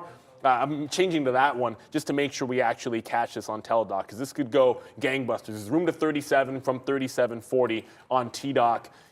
Intel, by the way, just to come back over to this name, when it starts working in the money, I tend to, sort of focus on the things that you need to because you're just managing a winner at this point. It's just paying off. And remember, it just broke 44, so I need to get out a few more shares here. But remember, I like Intel for the long term. I have no issue saying that. I just feel like in the short term, CEOs giving you the reasons why it's going to be tough sledding. They're never going to fall and then be as volatile as like an AMD or NVIDIA. But here on earnings, I think we can play the south side of the trade, at least down into the 43 half range, guys. So Intel to the downside. ZYME is starting to run a little bit more here. So here comes that high of the day. It's going to be worth getting out a few more in front of that top. Try to stack it off. Try to celebrate. But this is not a gangbusters win unless we break this high. Like, you want the high to go. I don't think you're getting 10.50. Like I said, that deal price doesn't matter as much without the board actually at least commenting that they're engaging in talks on that deal. But I think it has a ceiling of 10.50 to be sure if it were to get to that price. Yeah, so Sven, I see you talking about Intel. Thank you for bringing that up. For 44 level we were talking about here. I'm going to wait to see I'm going to wait to see how this one reacts around here. There's a lot of flexibility with this 44. So we're going to need to get underneath. We did. We bounced now. Good. Show me some more buying. If this, whatever buying's left around here can't push this back up, then I'm going to go for the short south of 44 because it is a flexible level. So I'm going to give it a chance to actually bounce off this. I mean, we got as low as 43.73. So we have a chance to bounce. It's just not yet. So I'm going to leave this alert as is. I see you guys talking about Facebook. Yeah, Facebook is absolutely going nuts. Was going nuts here and now has done a complete U-turn here of $3. So wide range on Facebook. The activity is hot across the board on Facebook here. And the level I've got here for Facebook is going to be 220. Obviously, that's a high point, but expensive. Downside wide open. If we can find a reason to go for a short with a decent stop level as the market does a U-turn here after getting close to 50, this could open up the downside as well on Facebook. It's an index name, has some weight, so why not? Let's take a quick look at the 30. That could easily be a false, I guess a consolidation breakout if you want to call it that. I'm going to give it a chance. It's very volatile, so I have to give it a chance. I don't really have the best of levels around here. Obviously, my best level is up here, but give it a chance, see if it actually gets a spin. If preferably, though, I think the 303 is probably the better trade here because the risk can be a little bit better. The risk reward can be a little bit better. So I'm actually going to set the 303 or the 203 level as my stop level. Brendan. Nice day for Facebook here, guys. Meta back above yesterday's high. If you remember, we did hold around 209, 210 at the top end of the range yesterday, but break there, and it's trying to hold right now, in fact, to head higher potentially for Meta. I don't remember what I had on Facebook here. Oh, that's right. It was a 50 period at that 208.50. Yeah, okay, that's schnickels. 208. Crap, I forgot to go over this one. That's live pred, like a former manager on the floor and a former trader. Used to be averse to cursing ever. So like, I hate to call her out because she doesn't watch the show, so it's fine. But instead of like you get in a big losing trade or miss out on something, she'd say like pooper snickles all the time. And like that was her way of basically saying like the worst has happened. Either way, it was just kind of cute. Anyways, that 208.50, that is not just the previous high, that was also that 50-period moving average. So you're in breakout territory on Facebook, which does mean any dips to this price, and I want to be a buyer here, I should already be into this thing. But I don't feel like chasing it to 210. So I'm going to plop something at 209. 209 or something along these lines, just to get into the trade. Like once it's in breakout territory, and it's like Tesla. I like it. I like either one of these to sit and even give them some room. If I gotta make a long bet, it's got to be something which has that potential to really break. And there's room to like 15 to 20 on something like a Meta here. Brendan? Another one having a nice day. Merck, guys, they got EU approval for a chemotherapy treatment for cancer. So that just made a day high above 90 there as well, up 1.25 for Merck. Yeah, it's Meta, Facebook, whatever you want to call it, but it's going absolutely nuts. Still trying to figure out what to do with this one because, like I said, I want to play with the lower points, but at the same time, this thing, what is it, Facebook? Yeah. Weren't they supposed to change their ticker? No, they decided not to. They kept it Facebook and then want to call themselves Meta? Okay. It's still, I'll still go with Facebook. As long as it's FB, it's still Facebook.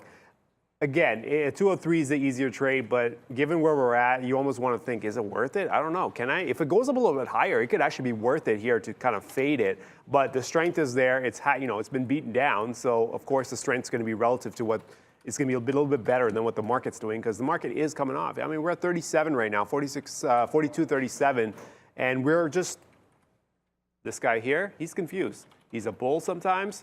Did you flip it again? Yeah. Or it's one of those No. This is one of those hybrid things. Like it could be a bull, it could be a bear, and this market's not telling you a direction. So for now, he just sits like this until we get a direction. The crazy thing about it is, y'all know exactly what Sean would do with that right now, and I'm not gonna do it. But and part of that's because Kush is right behind me, and I wouldn't want to throw something at him while he's trading. It's not cool, and he's a good guy. But either way, he'd throw that away and be like, "What the heck are you talking about? You got to pick one or the other." But you're right. We're still at 1%, and we're not deciding. So pick the stocks that are moving at the levels you like, and make sure you got them on. That's why I'm holding on to the Tesla long. I do want to get into the Facebook long if I can catch it. And Tesla, I mean, unless it gets back to 215 to 18, I'm not taking anything out. And if it breaks, I want to make sure I'm holding on to some. That ZYME is having trouble. Alibaba, however, it broke 100. This is the only thing that concerns me about this breakdown. It just broke 100 twice. got through that price, and is now trying to recover through 100. So as good as the short looks, you hold out long enough here, and you got yourself a failed break. And you know what happens on failed breaks? They get pretty ugly in the other direction. Robinhood, someone just ate it short at $10. For like 100,000 shares. I was in front of them. My stop's at the high of the day at 20. The first time through on the 15-minute, it'll look like it was never any good, but the first time through that 10 was actually a good trade to the short side of the trade. But if it gets through 10, 20, then the jailbreak is definitely on in Robinhood. As far as the squeeze plays go, I am now long in Teladoc. Remember, I wanted it to break that 34.50. It wasn't just the 34 area. I got out of the short in front of 34, but I'm not long until it got through 34.50. So I am now long in Teladoc. Brendan? We talked about Merck, another pharma name moving, guys. Novavax, NVAX, up 13% on the day. FDA saying they've set a date to evaluate their COVID-19 shot. So nice day for NVAX. Yeah, nice move for NVAX too. Quite the move, actually. Well, yeah, because Moderna did too, right? Yeah, it would have been a nice 46 break actually to the upside, but it's at 50. Too late for us. So what do? We figure out what we can do next with it, and I think 57, probably not even 57. I don't even know. Let me take a quick look at the daily, and this is what you're dealing with. I mean, yeah, you could open it up. It's been trending down for the entire time, but at the same time, downward trend. At what point does the trend break? It's probably going to be up here in the 60s, which is going to be a problem if you're going to try to play it intraday. So hands off on NVAX for now, and I'm just going to leave it be. Markets, again, the reason why I go hybrid, I fully do not stand by the pick one or the other. Dude, I'm messing with you. I'm the last person that would actually hold to that. Like, I understand, like, the market is going sideways. I'm just messing with you. No, but some people are like that. Those like you're either long or you're short. There's no in between. There's always in between. There's always in between, right? And this market's kind of showing you exactly why there's an in between, because it has not decided whether it's up or down or up. Do not miss the bus. Because pick the winners, man. Like, Tesla looks pretty strong. It's making a run at that high again. I'm telling you, we get through 920, and as crazy as it is when it goes down, it can do the same thing on the upside. I just took more out in front of that 915. If we get through 20, baby, it's going to be a party for Tesla. Brendo? Just seeing a pop in Netflix here, guys. Not seeing a reason for it as of yet, but nice move. Maybe just 200. 200 gets taken out there on a volume spike. So right through to 203 for Netflix. JD, yeah. Yeah, Netflix, baby. Like, this was one of these days where there were so many names that were depressed that had that chance if they failed the downside moves for the breakouts. And apologies for missing Meta. That was one that we definitely were mentioning in the afternoon show and didn't catch. The difference with one of the differences I should say with Netflix here is you're actually at on the 15 after getting through 200. You still need to clear this ever important level like 204 to 205. You got to chew through this level, and then I think you've got a lot more upside. So first piece of work was done over on Netflix. I just felt, not that I have it, I just felt that, well, A, Tesla, and then B, Meta had more clear price areas that once they got through. Why would I even think that that's on the New York? That once they got through, it was a more clean break, and that's what you've already sort of seen happen on Meta here at that 208.5. It was just, it's a better look. I'm not saying Netflix can't go higher, but I definitely thought Meta and Tesla, which at least I'm in the Tesla trade, both look pretty good. If there's the only thing that's out of the money right now after getting stopped again on Hood is Zyme. So Zyme was looking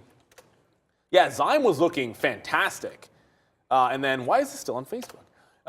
We're looking fantastic off of that high, and now it's right back to the bottom. What's going on here? So Zyme, a bit of a reversal, failed breakout through the top. I did trim a bunch of it. Otherwise, I might be considering what to do next year. But I did take out some on the way to the upside. If we can hold 7, we have a chance at a secondary run here. But I'm going to wait until it consolidates. I want to see it consolidate off this price. Otherwise, no mas. Like, I'm not going to add to this position unless we get some sideways action and prove that there's still buyers at that $7 price. Yeah, I'm just looking at this chart going, really? Oh, Kai, Dominic. I know that one. That's you guys. That's not me, because you guys pointed this out, and I didn't step in at 4.20 or whatever. I went at close to 4. You guys were on top of this one, and this thing is at $5 now to the upside. You look at the daily, damn, red box. Takes out the next level that we're going to be looking at is going to be through this 5 now. So here we are into the 5s. We're at 488, but damn, that's hell of a trade. Good job, guys. As it takes off, huge move, 38% to the upside. And the one move that I did not want, Like, why does Baba have to do this? Come on, Baba, really though? Like, it pops up $1 here from that 100 break to the downside. All these names getting weak. I have alerts on Billy. I have alerts on there's another PDD, and then Baba was the one that I'm like, you know what? That's got a better potential. It was weak all morning. Went for the short and decides it's not gonna go for the short just yet. So it's moving up. We're gonna wait. This trade's not over, but at the same time, I'm just like, really though? This is how you want to play? Okay, fine. We're going to wait this one out, though. In the meantime, all these other ones that we have, too, they're not cooperating as well. We may have to cut some of these, especially the ones that are in the money. So we'll see if we can't get those out, maybe cut some risk here and see if we can work away from those. In the meantime, we're going to go to Brendan. Big levels being tested once again on this red box entertainment, RDBX. Back to the upside here. Took out that high over on the daily chart, 475. Next stop potentially over here in this 550 area, but heavy volume, guys. On over there on RDBX. And this is why I love the community, because you holler out the names and you can't catch everything. Like, I've been in like 7 stocks today and I'm still in 5 right now. Check that, 8 stocks and still in 5. And speaking of 5, RDBX is having a little bit of trouble at that price. It's the big level. And I think you obviously can see that when you point to that daily chart. By the way, Tesla, let's do it. Tesla's gone. Through that 920 level. I don't know where the top is going to be. I don't know what you came to do, but we came to party. And Tesla could be heading to 950 today if all things go well. If we get through $5 on RDBX, it's got room. But look at how choppy it is from 5 to 6. This is where I always say, if you got this one, make sure you're taking profit at a range like that. You don't want to hold on forever. Forever is entirely too long. Teladoc, which we just got the breakout. I'm late to Teladoc. I understand that. And I was late yesterday as well. But it had to clear through this chop. And once it cleared through the chop, I think it's got so much room to like 37, maybe 39, 40, that it was worth it to open things up and look for the longer trade. But the real party today is on Tesla, right? Like, it's golden, baby. And then if you zoom out, you know what I'm talking about here. Now that we've cleared out 920, on the way down, when I was missing all of these trades to the short side, it was 950 and 960 that stood out on Tesla. And this is 960 here. You won't see it on the 15-minute chart, but 950, that's going to be resistance for Tesla. Want to make sure that we're taking some profit there. We're 20 in the money now. If we consolidate off 25, I will trail this thing because we are at some key levels on the futures. But when Tesla starts going, you got to be able to hold it sometimes. Yeah, futures market, if we can get above 60 here, this is kind of my inflection point, as I mentioned earlier, right? There's still a buy option here around that 42.25. I gave you guys this earlier here. If we can hold strength, this kind of strength above 60, what I'm going to look to do is then put a bid down, but I'm not going to price it at 60 because I do have to worry about the resistance here in the 70s and 80s. So I'll price it into the low 50s. So probably like maybe even high 40s I might even price, just so I can control the risk on this trade a little bit. Because keep in mind, we're still technically in a range, right? The top, well, at least the way I mark off a range, the top end being 43.15, bottom end being 42.25. We bounced off the 30s, so that 25 is going to hold up well. But now we got to figure out how we can price it into a long here. With Tesla going, a lot of these other names taking off. Damn, Baba, complete shakeout here. Went for the short. It ain't over, man. No, but Baba went right through that 102. That's where I got out. And they're taking a look at the highs as well. But Bradley Taylor asking a very good question. I think a lot of traders have this issue here. When you're up, how do you size, right? For me, I don't size, I'm pretty aggressive with my sizing, but at the same time, I don't size up on a weekly just because I'm up on the weekly. I give myself an entire month, right? Like, you need to, when you size up, you need to size up in such a way where it's sustainable. If you size up too much, then you take 1 or 2 hits, you're like, oh, you lose your confidence, you lose whatever, and you don't want to trade at that size anymore. That's not how it works. If you're going to size up, you got to do it just enough, large enough that it's a challenge, but small enough that you can take multiple hits with it. Right, and that's the whole thing.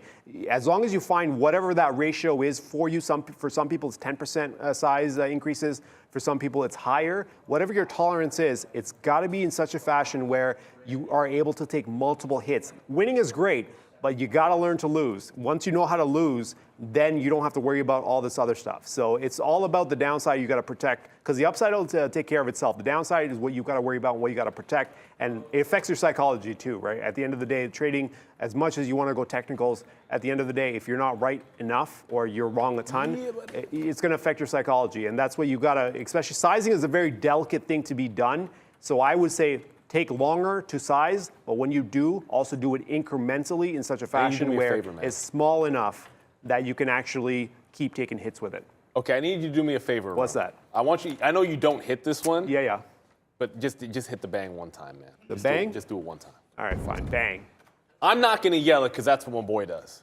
But Tesla's gone. I just took some more out of Teladoc, by the way. 36 is it's weird. There's a bit of like a refreshing kind of thing going on in 35.75, 35.80. So I took some more Teladoc out. But Tesla, I'm going to throw the trail. We're now through 930 here, so we're on the way to that 950 level where you know I'm getting out. Because I'm not short. I'm not saying I'm shorting Tesla today, but if there's a level where stock gets to a price that you would short, a lot of times it means that you want to be getting out of your long trade. So the trail is going to go in, and I'll probably trail it to 25 once we hold above 930 enough. But right now, I'm in the money about 25 bucks. The other thing that's going crazy here that I got more of, and the only shorts on are Intel in its own bucket today, I think, a little bit. I know there's chip strength. But Intel's in its own bucket today. Alibaba, if there was a name that I was short out of these Chinese names, it was going to be Baba all the way. It's back up, and it failed again at that 102 half. So it could not take out the high again. So I just reloaded my short in Alibaba. I like to short around that 102. 104 is resistance on Baba. So if Baba's not through 104, it's a short for me today. And AMD is just, we're about to go to Brennan, but AMD just got to 91.50. It did get there. Unbelievable AMD. I wrote this off thinking we're never going to see that price that we're talking about in yesterday's action. Huge monster level. If this gets through and holds a bid above 91.50, AMD is gonzo. I think you're now buying dips in here to 90. What an unbelievable day in the market. Already 10 o'clock. Let's go to Brendan right now for Happening Now. Hey guys, yeah, nice bounce back day right across the board. We are still seeing things moving in the right direction, but 0.5% to the downside still for the S&P. We are working on getting back in the right direction here. The Russell, all three showing a little bit of weakness, relative weakness to everything else, in fact, to start things off. The NASDAQ as well. Let's get over and have a look at, Apple, pretty impressive here, 1.3%. I mean, the daily chart, not impressive at all. Stuck in a range, in fact, back and forth. But we're back into the middle. 166 coming into play here. Volume just amazing right now on a lot of these earnings names, including Tesla from earlier, as we said. What a move. 900 straight through to 935, guys. Unreal for Tesla. Back over to you. Yeah, I'm just over there admiring Neil's Tesla trade because, damn, 20 bucks in the money on Tesla run, futures market taking off with it. Yeah.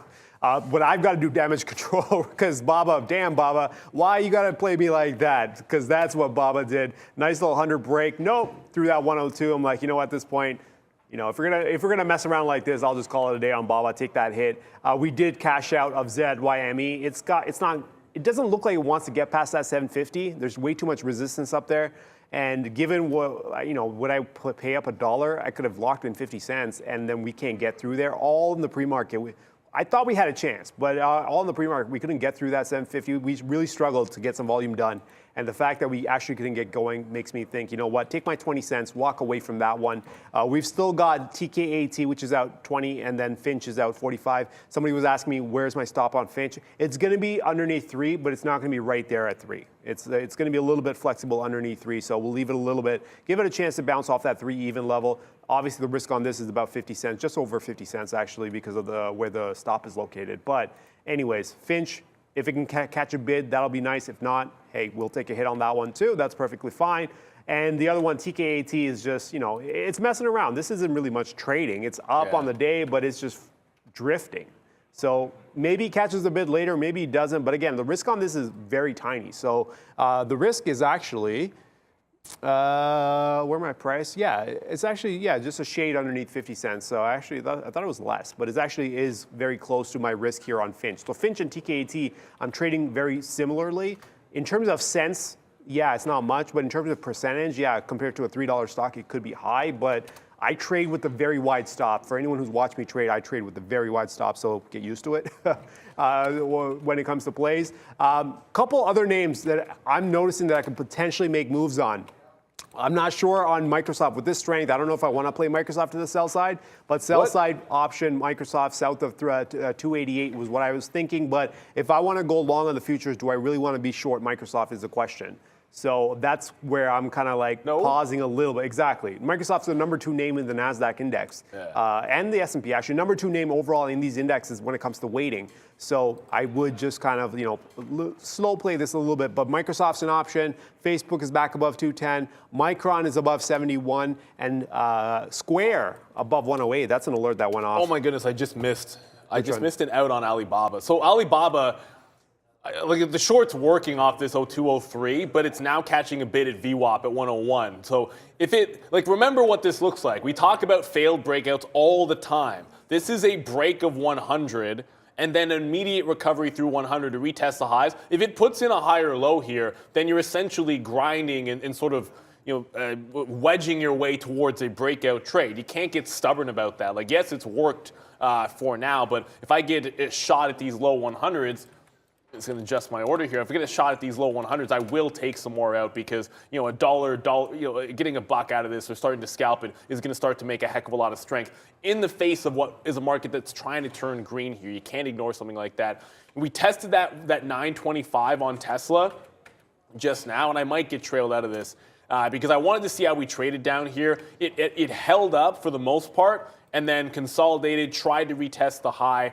I might get trailed out at this point at that 25. I'll be willing to take the out because if it does dip again, I'll probably take another long trade in Tesla. I'm not ignoring Teladoc, but I'm a little bit frustrated by UTDoc. I saw that it got up to this 36. I thought we were going to 37 on that breakout trade, and then there was a weird amount of selling happening in front of that 35. 75 to 80 area, so I got some shares out, and it does reject off this. Sometimes I'd be shorting this, but I am in the long side of the trade, so going to try to ride it out, but running into some resistance here on Teladoc breakout. Brendo. Lucid, guys, also benefiting from the strength in Tesla, another one that had its own news, if you remember, earlier this week. Took out that high early on, right through to 19.5 now for Lucid. And it's, for me, for now, we're done stacking it up on Tesla. It did make that rejection of 925 just there, tried to get back through the high. So I am now out. The average in was about 905, so it's about 20 bucks on the last of the trade. Sometimes you got to take it off. I still think there's room to run on Tesla. It's just that if we pull back, we might be looking for something around the 15s or maybe that 905, 906 entry. It'd be a stronger consolidation if it was 915. And just to come back to Intel here, because I am still in the last of the Intel trade. Like, we did grab some at the bottom to get out, but guess where we're rolling over? Remember, Intel's its own beast here. We're still through that 44.50 low. It just put a wick off top through there. So it's a decent place to try to roll back in to some more shorts. I always do this, man. I should have just got into, whatever. I'll probably get the fill here around 44.40, but a little wick top, can't get through those previous pre-market resistance. Intel, still a bit of a sell, and I'm going to hang on to the short side of that trade. I didn't like AMD unless we cleared through and held above that 91.50. When you go parabolic into a key price range, blindly taking the break after it's gone parabolic is never a good trade. If you like the long, let it dip. Find yourself a consolidation, 90 or 89, and start riding the train in that direction as opposed to buying the absolute top. Still a strong move for AMD and all kinds of a chance to go. If we hold above 91.50, you have all kinds of upside, but I'll be patient with getting into this long because I didn't get it at the bottom. Yeah, I'm looking through the chat. Simon asking, are you going to pick up SPY? No, I was thinking about it, but it's not ready yet. The strength isn't there. The strength that I would have expected north of 60 isn't there. Not yet, anyways. This market could easily come back down, so I'm not going to pick up the SPYs. I'm going to keep the true trades that I have.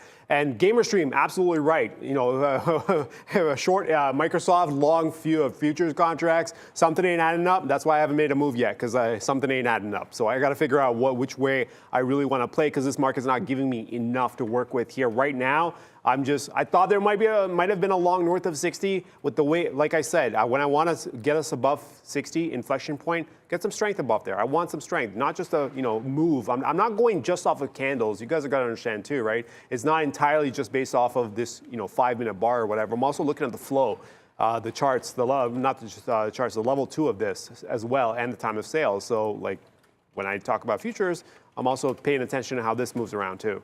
Right, so north of 60, it didn't look as strong as I would have liked. I mean, it was running, yes, but the strength wasn't where I would have wanted. So I'm going to back off a little bit. This market can pick up a bit and can go higher, but I don't need to be part of it. So I'm going to sit back, wait for these, wait for some more names to kind of maybe set themselves up. And I look at Microsoft going, oh, Microsoft, are you serious? Maybe Microsoft's a drag on this market right now because Microsoft is down 1.2%. Yes, Amazon's down 12%, but if you were to take out Amazon because of, again, waiting, not just waiting, but also it's had its own little news event, right? But if you were to put Microsoft at the number 2 spot in terms of weighting and it's dragging this market down and the market's not finding the strength to actually get a rally going, I don't know. At some point, Microsoft would be the relative weakness play. It's weaker than the market. So if we were to actually then go sell side on the market, then I can go after Microsoft on the short side. But until we get a declaration of either side from this market and whether Apple actually wants to make its move as well, because Apple earlier was strong. It's still strong. It's at 165. We were looking for potential shorts south of 159.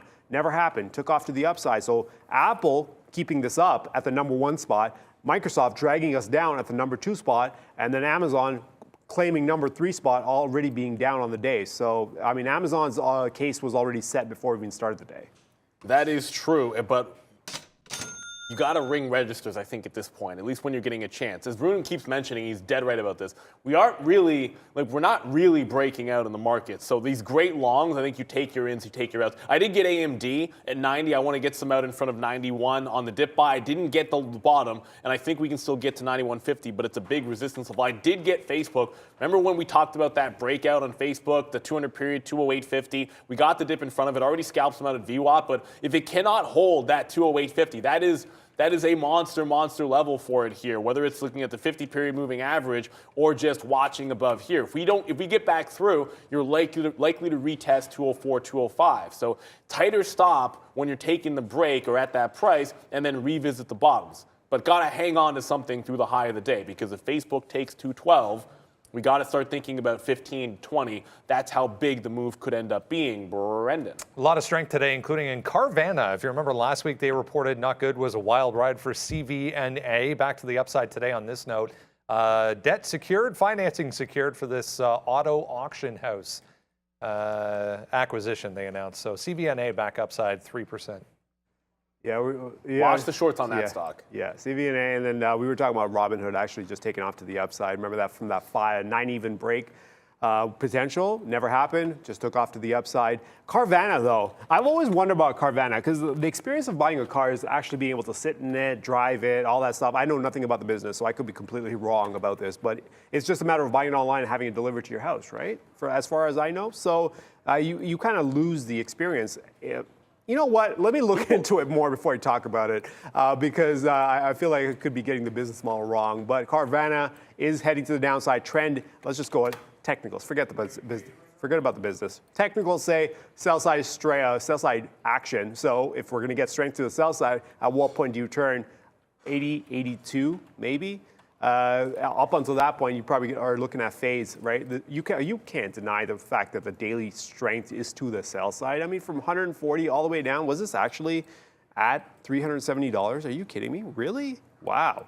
Okay, and we're down at $66, and we're still heading to the sell side with a decent strength move. So, I mean, we're gonna have to wait for this one to actually get going. Maybe it may be a fade here if we break 70 and fail. That could be a nice little fade. 23% short interest on Carvana. I always say, like, be careful with that one, man. Like, if it does get going, it's like Robinhood was only 9% short interest, and you saw what happened to that just now. If you've been paying attention to that, like, as good as Tesla's been, like, remember, like, Robinhood always have to have a stop. 940 didn't get the 940 reverse, so got a bang. Pretty pissed off about that. But then I took a 990 short and took it out at 1020. So when you go counter trend, you got to be willing to get run over. This time I didn't make top wick because it's only going to the upside. I don't even have a level at this point for the rollover, but it looks like it's starting to slow down just a teensy, tiny little bit there. AMD, like I said, I got in, but I have not taken any outs. What is of some concern that's starting to pull back on us here is Alibaba. Like, this is where, like, the shorts, you start to wonder, like, we did just make that higher low at 101, and it's really starting to make that trend that we could be taking it at the top on Baba. And I did get out of the Pinduoduo long. I might have to revisit that if Baba wants to take the top, Miss V. Hey Neil, I want to give a shout out to you. You're killing it on Tesla today. Great job. And guys, I hope you're having a wonderful, profitable day. Also, team, please make sure you like this video. I know it's a busy day, and here I am to remind you, we just now at 1,100 likes, and we can do better. Please smash the like button, and let's go to Brandon. Big bid on that ZYME at 7 just got taken out, guys, FYI. Also, Twitter, wow, big bounce here, 49 straight through to 50. 50 just taken out, up 2% now for Twitter. Ain't happening. Yeah, we were talking about ZYME. I was like, where's my 750? Stop? Nope, it ain't happening. So we just take the 20 cents, and now we're losing the 7 even. That was, oh my goodness. I just checked it. Brendan says it. I checked. I'm like, where's my stop? Because I didn't get out when it broke 7. I'm like, oh yeah, I put it just below. So I just got stopped out myself on ZYME. This is a problem. Like 3 times it tried to take out the high. You get a wick top. Thankfully, we'd taken some on the front end. I probably should have taken some out on the back end of this when it puts in that wick top. I had room to take some more out. Now we've given it all the way back. Because it's a 1050 deal, potential deal, I think there's at least some kind of a chance there's a floor at 650, and maybe we can reestablish 7. But I'm going to be very patient with it. This is not the morning. It's Friday. It's the end of the week. This is that time of day where you don't want to be rushing into new trades. You better have liked the level before or had a good reason for the trade. Otherwise, there's no need to do that. You should be managing what you're in, not forcing anything else. And it was a small win to get that last little scalp in Alibaba, but it's looking pretty strong. I did prefer Pinduoduo overall, but once that one didn't work to the long side of the trade, I ended up holding the Alibaba. And now I come back over to look at Pinduoduo, and it's not even showing the strength that Baba is. So I can't trade Pinduoduo again because I'm expecting when Baba shows that strength, the one that I liked, we should be testing that 45 level. We should be up here on Pinduoduo, ready to take out this 45 and then start going gangbusters. Unfortunately, it's not showing the relative strength I want, so I can't get into this to the long side. Going to have to sit this one out on Pinduoduo. Yeah, I'm just going through the scanner here, see if actually, let me see if I can pull up another scanner for you guys. So one of the things I use here with, I think, I use eSignal, but we also have one from Trade Ideas that also does the same thing. They have something called a hot list. If I can just pull it up. I'll pull it up at some point. Essentially is this thing, right? It just gives me a little indicator of, based on the criteria I've said, the ones that are running hot, ones that are actually maybe moving up quite fast. And right now I'm looking through this board going, what's actually trading quite a bit here? I see at the top here we've got some Apple, some FXIs, DD obviously, and then on this side you've got some other names. Uber's moving quite a bit here. Nvidia down quite a bit. Damn, Nvidia down and moving fast too. Okay, Nvidia, I see you.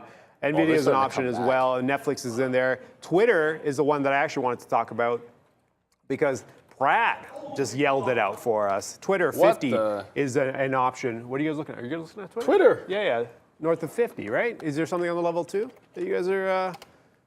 No, not really. Okay, 50. No, I mean we crossed 50 a while ago, but it is catching a little bit of resistance here. But again, I'm staying off of Twitter, man. I can't do it. I keep saying it every time. Headline risk, and talk about dodging bullets. This is why you don't step in when you decide, you know what, maybe a long is in play.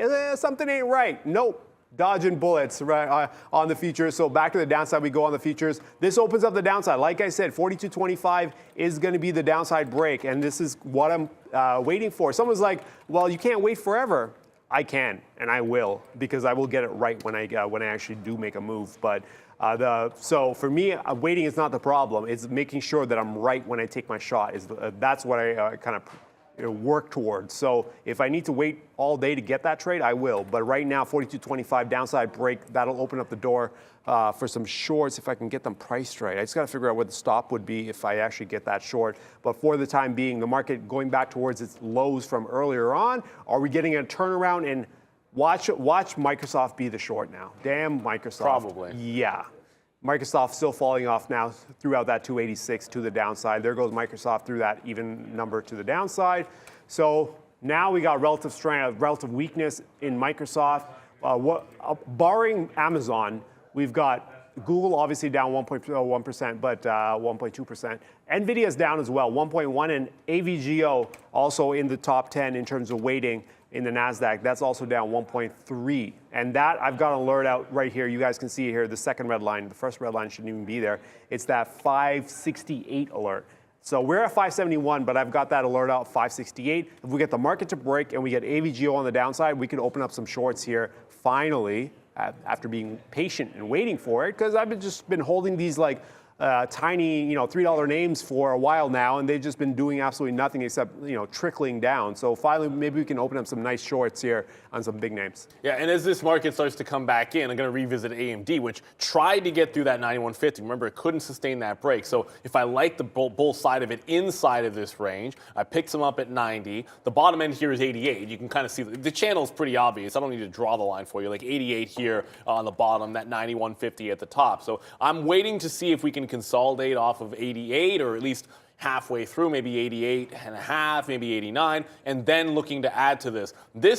If the market's going to bounce off some of these lows, and I look at UVXY trying to go back to the upside, which would indicate maybe there's a chance it does that, then I want to make sure we're actually going sideways at this time of day. This is a time where you don't just stand in front of the train on the way down. You wait for it to level off if you like that long, and then you add back into it. The only things I have short is the last of Intel, because remember I just tried to get some Intel on the curl, that curl there above VWAP. I didn't actually get filled, and then it just started accelerating to the downside. I was like, yeah, I shouldn't have been talking about it. Should have just maybe got into position and then worried about that failure at the previous pre-market lows. If we take out the bottom in Intel, 43 is a monster level on the daily chart. I'm all out in front of 43, and I see a lot of people saying that Intel is cheap. And I agree, Intel is cheap, and I do believe this stock is dollar cost average into this for the rest of the year to play for the next 2 to 5. I totally believe that, and I'm already into about a quarter or a third of what I want in the long term, and I plan on adding to it. This is a day trade here, right? Like, it was a poor guide. It was at key levels to break down off that 45 level into 43 even. It was just a day trade. I am a believer in the stock in the long term. Already 10:20, which means we got to get it to Brendan for you guys. Small cap recap at the big screen. Hi guys, yeah, pretty quiet day for small caps once again. Couple that we were talking about if you joined us in the pre-market this morning to go over here. FNCH was one of those up on positive news for it. I was watching this in this channel as we were taking it through the first hour of the day this morning. There was a clear seller above 360 that kept selling this thing back into 345, 350. So a bit of a range developed there. I got stopped out initially, but jumped right back in. So a nice move down to $3 right now. There is some covering coming in right now if you are short on FNCH. Heads up on that. My plan on this ZYME all along was 7. Very clear support at 7. Wait for that to break. When it did, took quick short on that. Still going to hold some of this, see how far we want to come down. There was some support after market yesterday around 550, 575. So that was my take, guys, on ZYME. Back over to you. Brendan playing the other side of our trade, and we're doing money there. Well, I'm stopped out of it, so I'm not on the other side of that trade. All right, Brendan playing the other side of my trade. Don't go against Brendo, man. He was waiting for the 7 break, and I was playing the long. I made money on the upside, and then he takes the break and makes money on the sell side. So both of us ended up making money, making opposite plays on the same stock. So just goes to show that's how trading works. Yeah, you had to. I think you had to take profit at that high of the day. Any of these small caps, you always have to do that. Oh, the turnaround just happened. So I did trade. It'll be a flat trade overall on Facebook because we just got back through the 50 period, that 208.50 area. This is one that I didn't want to be stubborn with. AMD in front of 88 is fine. As long as it wants to hold that, I can get into it and try and hold all day. But back below this 208.5 on Facebook, you have a better chance to maybe test back into 205 here. So, unfortunately, I am now out of that Facebook trade. Oh goodness, John, I did mention 915 on Tesla. Ooh, look at that wicked 915. Good job there. Managing multiple trades here, it's going to happen to you, and also answering movie trivia. I got that one. I got the Lethal Weapon reference. There are no more heroes left in the world, son. Come on. I'm going to catch one of those. If I see it in the chat and it's a movie quote, I'm probably going to be able to get it for you guys, although we are active trading here. 915 looks pretty good. That is a nice wick bottom for another run to the upside there. It's managing time, not getting overly aggressive, but Tesla does still look pretty strong. I haven't really talk too much about Teladoc here because, once it made that weird high, and sometimes, and I know this will sound strange to say because when you're playing off your levels and you make a break, you like the breakout. Sometimes you'll see a stock get to a point at the level 2, and it's hard to describe when you're watching. It's like, oh my goodness, there's a seller there. The same way where like there was a buyer at 29 and 30 and it ended up being Kathy Wood. There was a seller there at 35, 75 to 80 that was kind of obvious, and you can see it double top there and pull back into VWAP. But the break is still on. If it's above 34, the breakout's on. My last entry was at 35. I didn't take shares off at 35 after getting the 34.50 break. I added shares at 35, but I won't add any more shares until we at least consolidate above 34. Teladoc still looks pretty strong, Brendan. Another low float runner, recent low float runner trying to go. CYN, which is a autonomous vehicle software maker, back on the move here, guys. 20% right now, but yeah, huge volume coming in right now for CYN. Yeah, it's hard to Just a quick update, guys. This guy has grown. The bear side has grown. It's starting to, not look that pretty anymore in these markets, which opens up the door for the shorts. Not completely there yet, though. It could still bounce. These 25s are holding on for dear life. Remember, I marked out these 42.25s as the next, it's not even on this chart, 42.25s as the support level that we need to breach. We need to get underneath. We need to trade a little bit underneath as well before I call this a short side move. But for now, it ain't looking too pretty. And down we go, I guess. The market leader to the downside, I'm going to set aside Apple.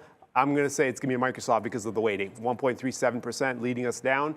And Tesla is, Tesla was the anchor in that market yesterday. When the market was heading down and it really did want to go up. You could, I was looking at it going, man, this market really wants to go up. But Tesla was the anchor. And when Tesla finally went sideways and started to just creep up, market took off, right? So how's Tesla doing right now? Is it still going up? It's holding this 915 to 920 area for now. Okay. But I mean, if we breach, like if that 15 area gets taken out, it's probably a $10 drop into 905. And I didn't get the first dip, so I'm not even buying this 15 dip. Because I feel like you already got that like $5 to $10 scalp trade. And if we get through 15, you're probably headed right to 905. Yeah, and we're in a fading zone as well, so we could easily just turn around on Tesla. So, if this market wants to go down, we're going to need Tesla to come down as well, because that's, I believe, is the number 4 name in the market weighting in these indexes. So we got at the top, you got Apple. Number 2 is with Microsoft. Amazon is at number 3, and I believe Tesla is at the number 4 spot, followed by Google, and it's 2 classes of shares. So if Tesla can slow down a little bit, then we might get the market to actually break to the downside. And somebody was asking these, how are you getting filled at these edges? Are these like limit orders? Yeah, well, this is not an edge, but I think he was probably referring to one of your trades. They're limit orders. We're putting orders at prices that we want to trade at. And if the market ever gets there, we get those fills, right? Because we're actually leaving the order there because that's the only price we're willing to play at. So, oh man, okay. CYN. I'm also looking at INTC back towards that 44. It broke 44. For the second time. And this is what I was waiting for, actually. The second move. There goes AVGO through that 68 level. 568 to the downside. INTC now breaking through that 44 again. And this time around, it actually looks like it wants to hold this break. So, you know what? Futures market, we're going to have to make a change. Let's go to the full screen, guys. It's over. We're going to move this guy. He's going to get all his arms. He's going to get all his legs. He's going to be ready to go. Sorry, boys, for anyone who wants to go long, but it is going to be, as Prad calls it, Free Fall Friday. Free fall? Oh, yeah. Okay, we're 1.5. Yeah, it gets pretty extreme, especially if the NASDAQ, oh, goodness, right here if the NASDAQ can't hold 13.2. Yeah, I mean, the last ditch for me, Teladoc is a different because the squeeze plays and the small caps don't count. Like, I want to say that I'm overall. And where you get to at like 10, 10.30 kind of gives you a picture when you're making like shorter midterm type of plays. And if your shorts are the ones that are working, like BABA is still okay and Intel's printing, and then I'm just in AMD to the long side. Yeah, I'm telling you, it is feeling pretty weak. This CYN, this is the one that's going to be next because $5 is a big, big level on CYN. I doubt you'll want to pay for the shorts. They're on it's 5 cents a share, but for this stock, that's actually relatively expensive. I would have expected it to be like 1 to 3 cents per share, but it is 5, which on a $5 stock is a little bit pricey. But as it chews up and tries to get to the 5 range. Normally, this would be a one-shot short side of the trade. I like 5 a tiny bit better, so I might take an initial short here if we continue to fail 475. But 5 is the much bigger level for CYN. For Alibaba, I was pretty concerned with how strong it was looking. I'm like, it's forming a bit of a wedge to the upside. The exact opposite is going to happen here if we can retake this. If we retake this 100 and then break the low at 99, when you pull up the higher times, first of all, you're right at also, failing at the 50 period on Alibaba. But if you get through the bottom again on BABA, there's a bit of a gap to fill. I don't know if you guys can see that. Does that show up on the chart, this gap?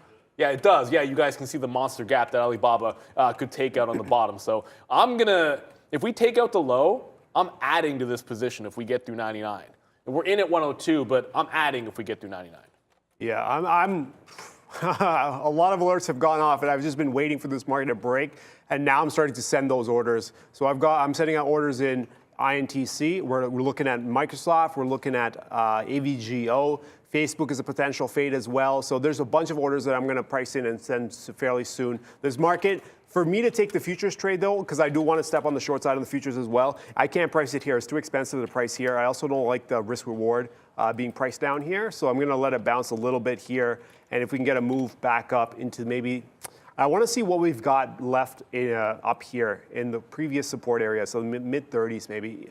That might be a little aggressive. I might not even get this, but I do need to see at least a bounce. We'll start pairing it to some, so maybe we'll start taking some here, some in the 20s, maybe work some into the 30s, but definitely nothing below 20. I feel like that's too expensive. The reason I say too expensive is risk reward. At some point, it gets too expensive to trade because you can only make so much before you hit support. And for me, it's going to be around those 10s. Right. They're going to hit support at some point in the next 10 to 15 points. Do I really want to put up the risk of a 20, 30 point stop just to see something in 10 points? No. So that's why I like to price them based on how much I'm risking here. At least a 1-to-1. I'm okay with one. Some people try to get more aggressive with a 2-to-1 risk reward. I'm okay with a 1-to-1 because of my probabilities. But at the same time, if I will wait for those prices. If I don't get those prices, I'm perfectly okay passing upon this trade. But this market does need to bounce just a bit so I can price these shorts properly. Brennan. The latest low float. Oh, wow. 4 million shares on this one, guys, on the pharma stock. OPNT just catching a bid here through 21 up to 24. Very, very thinly traded, though. Heads up on OPNT. Let's get a quick check on how things are ending off the week in Europe. 1 hour to go over there, Ms. V. What's up? Hey, Brandon, European markets are positive, supported by strong earnings. Apple supplier ST Microelectronics is up around 2% after Apple reported record profit and sales, but forecast bigger supply problem. Back to you. Yeah, not much of a bounce over here in North America as well, but European stocks, guys, back to the downside. Ooh, yeah, Europe downside as well. I did get into CYN. I said I would take it off the first failed break at that 470 area to the downside. And I like 5 better, but I said I would get into some here as well off the first high. And if it pulls back, 440, then 425 or 420, because I guess people always like that number, will be the targets here on CYN. 5 is the bigger level on the daily. I just want to keep that one in mind. On Intel, it's deep on Intel, and at this point, we'll go with the slap shot. I didn't say anything. I haven't talked about the NFL draft, and I didn't say anything about Mr. Matthews getting 60 goals. What an unbelievable beast he is. I wasn't necessarily of the opinion just yet that he was the greatest leaf of all time. But at this particular, he's the most talented and best player. He's definitely talented. The greatest leaf of all time. I think you got to play longer, but he's definitely the best player to ever put on that jersey. He is an unbelievable talent, so we'll hit that one for him. The Raptors put up a good fight. General Trader Prad try to make some moves on the Raptors. They put up a good fight. Maybe not last night, but they did their best. Intel's finding a bid at 43, 70 to 80 here, but I still think you're going to get to that 43 level, which is the monster on the daily, right? Like if we pull ourselves back here, 43 even is an absolute wall. You better believe if you're short, you're getting out in front of this level. And if we get down here, you're probably looking to buy a bit of a dip. There's a decent chance you're breaking it, you're holding this level at least temporarily for a scalp trade at best. 2018, 2019, 2020, almost 2021, and here again in 2022, we've always bounced off this level on Intel. So as much as I like this short, you better be, I'm taking it off in front of 43. I think we're going to hold that level today. Yeah, I'm just trying to price. No, never mind. Okay, damn it, TCAT, we're going to be, all right, we're probably going to have to get out of that one fairly soon. But for anyone who's wondering about halts and situations of when you can potentially, they open back up or why they're open or closed, go to the NASDAQ Trader Halt page. It'll give you everything that you need to know in terms of what time is expected to open, what kind of halt it is. I think that matters more. Right now, you've got BLTE halting up twice now, it seems like. Let's take a quick look at BLTE. What's the... BLTE, it's halted. It's up twice. It's halted twice now on the way up. And is this a brand new stock? Did it just that open? volume is... It's 500,000. That's off 2 halts. That's okay. I mean, we've only got. I only see 2 5-minute bars on this thing. What is going on with BLTE? That's got to be a new issue. But again, regardless, it's got to be a new listing. Yeah. There's only 3 minutes of trading in this thing, and it's just halted all over the place. So, just for example's sake, the reason why I pulled up this page is I think, Laura, you were asking about something about halting. If you're ever wondering what the news is, just look at the recent code, right? It'll tell you. This one, it says LUDP. That's the limit up, limit down, limit up, down volatility halt. And then you got like T1s and you got M's in there. They all have their explanations. T1's the new news pending. T2 is also a news halt. It's more, it kind of gives you the subcategories as well. And then H11 is like the halt, regulatory concern. Go through that page. If you ever have any questions regarding halts and why and when they're expected to open, go through that. It's a great resource to have, especially if you're trading these low floaters or even those volatility runners as the market bounce, man. I need to price my shorts in higher. I can't price them in here. I've got offers out though. Looking for some fills though, maybe. A quick, just from Brendan, 36 million initial public offering, 6 million shares available. So there's this is going to be very, very illiquid. I would trade very carefully here. As a matter of fact, I usually don't like these unless they get ridiculously out of hand, like 300, 400, 500% to the upside, and then you take a shot after it stabilizes a little bit. But yeah, I might not be too active in that one. I am in the CYN, which looked like it was going to be fine. To the short side of the trade. And there is that bigger level that still lingers at $5, but it's catching a bid at 450. At least it caught a bid at 450 for now. I'll zoom out so you can get the perspective on this stock, because that was a good 420 break. When you look at it, you got support down, after yesterday's, I'll go further back so you can see. You got the flush, support down at 375. It's a good break at 420. It forms another bull. And I think really, you almost want to be trapping the 5 short if you're going all in. Which, if you do, you should always have an out, I think. And mine is going to be at the high of the day for this short, and then we'll try to test that 5 even range and see what happens there, guys. And I know people keep asking about Tesla, but it needs to make a decision at this point. You're just sort of basing out off this 915, and what you don't want to happen is you just jump in at 15, and then you're asking yourself, where's my out? In AMD as it comes down, I know exactly where I'm getting out. It's at 88 level. That's a key support. If you take the 915, were you wrong? 900, maybe. 880 for sure. And I wouldn't want to be pricing it. Either you get that dip for the scalp the first time, or you're waiting for it to dip again. And if you play a 900 to 905 long, at least you're not giving up that extra $10 to $15 for no reason. The market is turning red here. We just broke support in the NASDAQ. The ES had already done so. So the only long I got is AMD. If it can't hold 88, forget about it. And it's hold on to your shorts. BOVESPA short's going to print. The Intel short's going to print in that case. CYN's not going to give a darn about the overall market, but be careful with Tesla. It was a great long when it took out 9 and then 910, but at this point, we failed that 930 area and we couldn't get to that 950 that we wanted. So, if it's a free fall Friday, we like Tesla, but it doesn't mean it goes up forever. The other end of the Tesla coin, by the way, I know Twitter has been loosely related to it because of the Elon Musk. It did break out 50, but it is now not holding that 50 level. So even something like a Twitter is feeling like it's going to try to follow the market a little bit here today. And if it reverses, you could see it retest these lows now that it's back below 50. I don't trade it. I'm not trading it myself. I know Trader Pratt is. But this does feel like holding on to your shorts here. And I mentioned with Alibaba that as this starts to come down here, I think the question was, yeah, you know what? Arun wasn't wrong or early or too early on Alibaba. Did it fall back down? you make your own trade based on the risk to reward at the time. Like, it was just a different style of setup.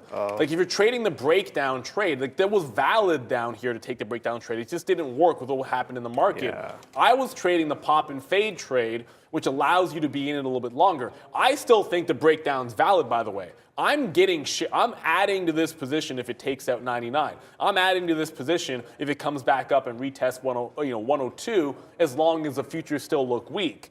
I'm not thinking about a long in Alibaba. I'm thinking of ways that it can start to fill this gap in, because if the market continues to fall, there's more potential for this to go than the Intel trade. Intel's not giving more than another 50 cents or so, maybe 60 down into 43. BABA could hit 95. Big difference. Like, there's one that I would want to be adding to down here, and one that I think is close to done. Yeah, I'm gonna, as you guys can see, I've picked up some AVGO shorts. Spread is like 50 cents, so we're out $1? I don't know, 80 cents or something, but the spread's insane on AVGO. But I want this market to bounce. Although I'm in one short, I need some bouncing because that's the only way I'm going to get the rest of my shorts, right? We're waiting on Intel on the short side. I'm looking at Facebook potentially as well. What else we have here? UPS. Someone pointed out UPS, so I took a quick look at that chart. I like the chart around or south of 85. We just cracked underneath 185 and bounced back up. So for now, no shorts just yet, but looking at UPS as well. So I am looking at names that I want to short on a bounce back up if these futures can get going. And I also want to take a look at the shorts on the futures themselves as well, if we can just bounce a little bit more. Brendan. Hey guys, got a lot of red on this board to show you once again today. Unfortunately, it's a 1.5 kind of day to the downside right now. I was just noticing there's some strength popping out in travel, specifically the casino names. Wynn and LVS, they're up 3% each on the day. Bottom of the board, tough to see, I know, but that's Tesla. 5% day for Tesla, MHK, Newell, a few other ones off earnings in positive territory. But both the tech sector and consumer discretionary groups leading to the downside, regardless of individual names showing a bit of strength so far today. This is the banking group, financials under pressure as well, right across the board. There is just one, CBOE, in positive territory. Everything else in the entire sector in the red so far. Individual names in the healthcare group also under pressure. There was negative news on AbbVie, 8.4% to the downside. Bristol Myers right beside it, 3.5%. There's Moderna, though, offsetting 2.5% back higher. So back and forth we go in the pharmaceutical group. Healthcare equipment makers mostly red on the day.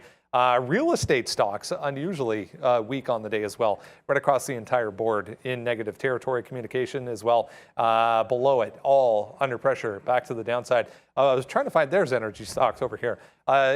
Oil itself, very positive, up 2+% on the day, but a lot of these energy stocks getting sold once again heading into the weekend. CL, one that stood out on volume as well, 5% to the downside. Now 1.6, guys, for the S&P. Back to you. A rough ride, to say the least. Yeah, and Apple is holding up really, really well right now. It's down 0.3%, but I think relative to what we're seeing, I expected. I was like, oh, what's Apple doing? It's probably getting reasonably close to that 159. Not even halfway there. We're still holding 163. So if you're looking for the market to catch a bit of a bid, I mean, I like 88s on AMD, and I have myself along like a couple of bucks in front of it. But Apple, if we make a bit of a turn, it starts holding 162, and it might be pretty good right there. Now, obviously, the market is headed to the southbound side of the trade. BABA continues to flush. We didn't mean to ignore Roku, but the thing about Roku is, it did fail that first move. I'm up on Roku, but it couldn't get through 100. I'm kicking myself. Look at this failure at 102 and then again at 100 on Roku. However, it's holding up pretty well. I wanted to say, this should be shorted if the market's going down, but look at it hold up pretty well. If the market turns, Roku's kind of setting up for a bit of a break. It will take a lot of work by the market, however, for me to want that breakout trade. A lot would have to happen between now and 130. Brendan? Opient Pharmaceuticals, which is OPNT, halted news pending, which is a little strange because there was already news on this stock today involving this Hikma Pharmaceuticals as well, a joint venture announced. So another news pending halt. I mean, it's the first one today, but another news release potentially coming here for OPNT. I'll add for shorts on that. All right, futures market. Come on, man. I want to get some shorts. Come on, let's go. I can't price them down here. Did INTC complete that bounce? Let's take a quick look. Actually, no. Before we go to INTC, because the offer is already out there. If I get a fill, I get a fill. I want to take a quick look at the European market, because we talk about European markets. Valeria talks about it. Brendan goes over it when he's at the big screen. But we never actually get a chance to talk about the European futures. We always talk about the North American futures, specifically either the NASDAQ or the E-mini or the S&P E-minis. But when I look at the broad market as well, especially towards the European close, which comes in about 45 minutes, I like to look at the FESX, which is a FTSE Euro Stoxx 50. Well, it's a Euro Stoxx 50. So big names in the European index there across the board, multiple countries. And you can see as this market was about to put in an intraday high here around that 3770, complete wreck here, 35 points to the downside on the FTSE, coinciding with our market falling apart as well, as we kind of just move straight to the downside. And now the European or the FESX is actually sitting at a support point. So if we can actually get below the low, which would be 3720 on the downside, this could open up the downside, not just in Europe going into the European close, but also the rest of the North American market, because you have no support now from the European side. So it's going to be something to watch. There's still 45 minutes left. Of course, Europe can catch a bid and take a move back into the 50s. But right now, the FESX not looking too good as it's aggressive moves just opening up the door. So we'll see if we can't get a pop in this market and start working some shorts potentially. But I think Europe is going to be an interesting one to watch, especially with our markets currently having a hard time. Yeah, and that's a great look there because, we never want to ignore anything. There's trading opportunities all over the place. And we used to have some traders that would trade European futures back in the day, a little bit more, like the DAX was always pretty interesting. And thank you guys. This is why it's the greatest community, I'm telling you. I've been missing out on the Upstart move, and obviously you can see a lot of things had moved in here today. Upstart being one of them on a break. First you got to break at 80, and here's the thing about some of these breakouts, and you'd be saying to yourself 89.90 is the big level on Upstart, but have a quick look at this 83 where it's turning. Was a break. Rejected it, and it's what happened after it rejected the breakout from 83 and a half, right? It consolidated, died, and then you get right back in and reestablish the same level of resistance, come back over, and look what's happening here, double top at the same price. That's a great setup, man. It might not win, it might be a losing trade. You better believe it. Do we not have locates of Upstart? Okay, apparently we don't have free shorts of Upstart, so I have to pay for the locates. What I was trying to get at here is that that's a nice little wick high and a fail break at 83, shorted in front of 83 with an 83 and a half stop. However, I have to go price some locates for UPSD. Yeah, I'm just watching AVGO. Okay, finally AVGO. Took a look at that 70 real quick, that 570, and now we're moving back down aggressively. The thing with AVGO is it is... to say thin is an understatement here. AVGO has got a spread. It works very funkily. Funky? Sure, we'll go with funky. Funky instead of funkily. But it is an unusual way to approach this stock here.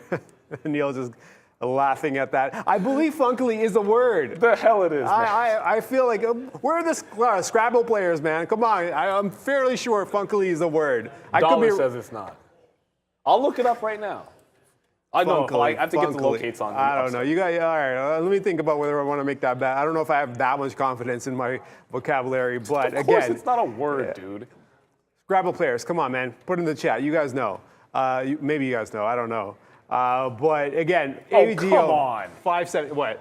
It is a word, right? Get the. See, let's see what I'm talking about. See what happens. You don't mess with. I don't play Scrabble, but I'm just saying. Funkily is a word. Funkily, he just proved I should have taken that bet. But you could have had $1. So I make all bets for $1 because of trading places. Randolph and Mortimer, every bet's $1. It's just fun. Anyways, you would have had it. I would have had it. You would have had it. It's okay, but I picked up some INTC shares. At least I have that, though. It's okay. I missed that on Funkily and my dollar, but INTC is going to be where I'm going to make my money there as we picked up 43.95 shorts. Okay, so we got two shorts now, AVGO, INTC. I'm still waiting on, was it UPS? UPS, yes. UPS is the other one here. Let me pull up the chart for you guys. I'm working 185s on UPS, just a little bit more to the downside, and then I can put an offer in. So UPS is the next one that's going to set up for me if I can actually get that setup going. But this breakthrough, that previous support, as long as we can maintain the downward movement and downward strength, then the shorts are going to be up back on the table. Futures market back now underneath 42.10. I mean, not ideal. Of course, it works out well for the shorts I have, but that's not the point. I don't mind sitting out of the money on the shorts I have because I'm not looking at the trading day as the next hour. I'm looking at the trading day as, hey, it's only 10:48. Markets are open for another 5+ hours. So let's see if I can build some shorts throughout the day. A pop would be nice so I can actually build those shorts. So that's the way I'm approaching this. And I just want this market to bounce a little bit to get those shorts. UPS is on deck for potential shorts. I'm still looking at Microsoft. Microsoft is still heading to the downside. Damn, quite the trend on Microsoft as it rotates through that 591, 92 area and down it goes. Only issue with 84 right now is the fact that the 83, we start building up some support levels. So could be a problem pricing it down here. I think I'm gonna have to price it back into the 86s, 87. So we may not get that one. This is a roller coaster type of day, but we are starting to head to the downside. Even the small caps, CYN here, it tried at that 470. I didn't get that rollover, and I missed upstart, by the way. I wasn't fast enough to get the locates. And then we got this flush down into 440 where I was sitting the whole time. If you leave a bit out there, you have a better chance of getting filled a lot of times. If you put so when moves like this are happening, if you put a bid down after it wicks down like this, essentially what happens is any new order, regardless of size, is going to get front run by the algos. But if you're sitting on a bid and it gets down to that price, you're likely to get picked up before in that flush, people have a chance to get their orders in. That's why sometimes on small caps, you want to put those orders out and layer. Now, if it tanks to 420, then you missed out on a chance to get more profit. Like there's no such thing as a free lunch. If you put your bids out there to get picked up, you might give up some extra profit. But if it trickles down or slams down to that key price range, you have a better chance of getting the fill and not being front run by the algos on the way in. It was a great look, and I'm definitely thankful that people pointed out UPST, but I thought they'd be free locates. They weren't. I'm now on the offer, trying to get 8250, 8260, but looks like that's starting to roll over. Always a chance it gets back up to that upside. AMD is the last long, and it looks like it's not going to work out. If 88 goes, got to give up the ghost on AMD, as it's already 1050, and I don't even know what's going on in crypto, but I'm about to find out from Brendan with Money Talks. Hey guys, yeah, crazy week for US dollars specifically, but currencies in general. We're finally seeing a bit of a pullback on the DXY.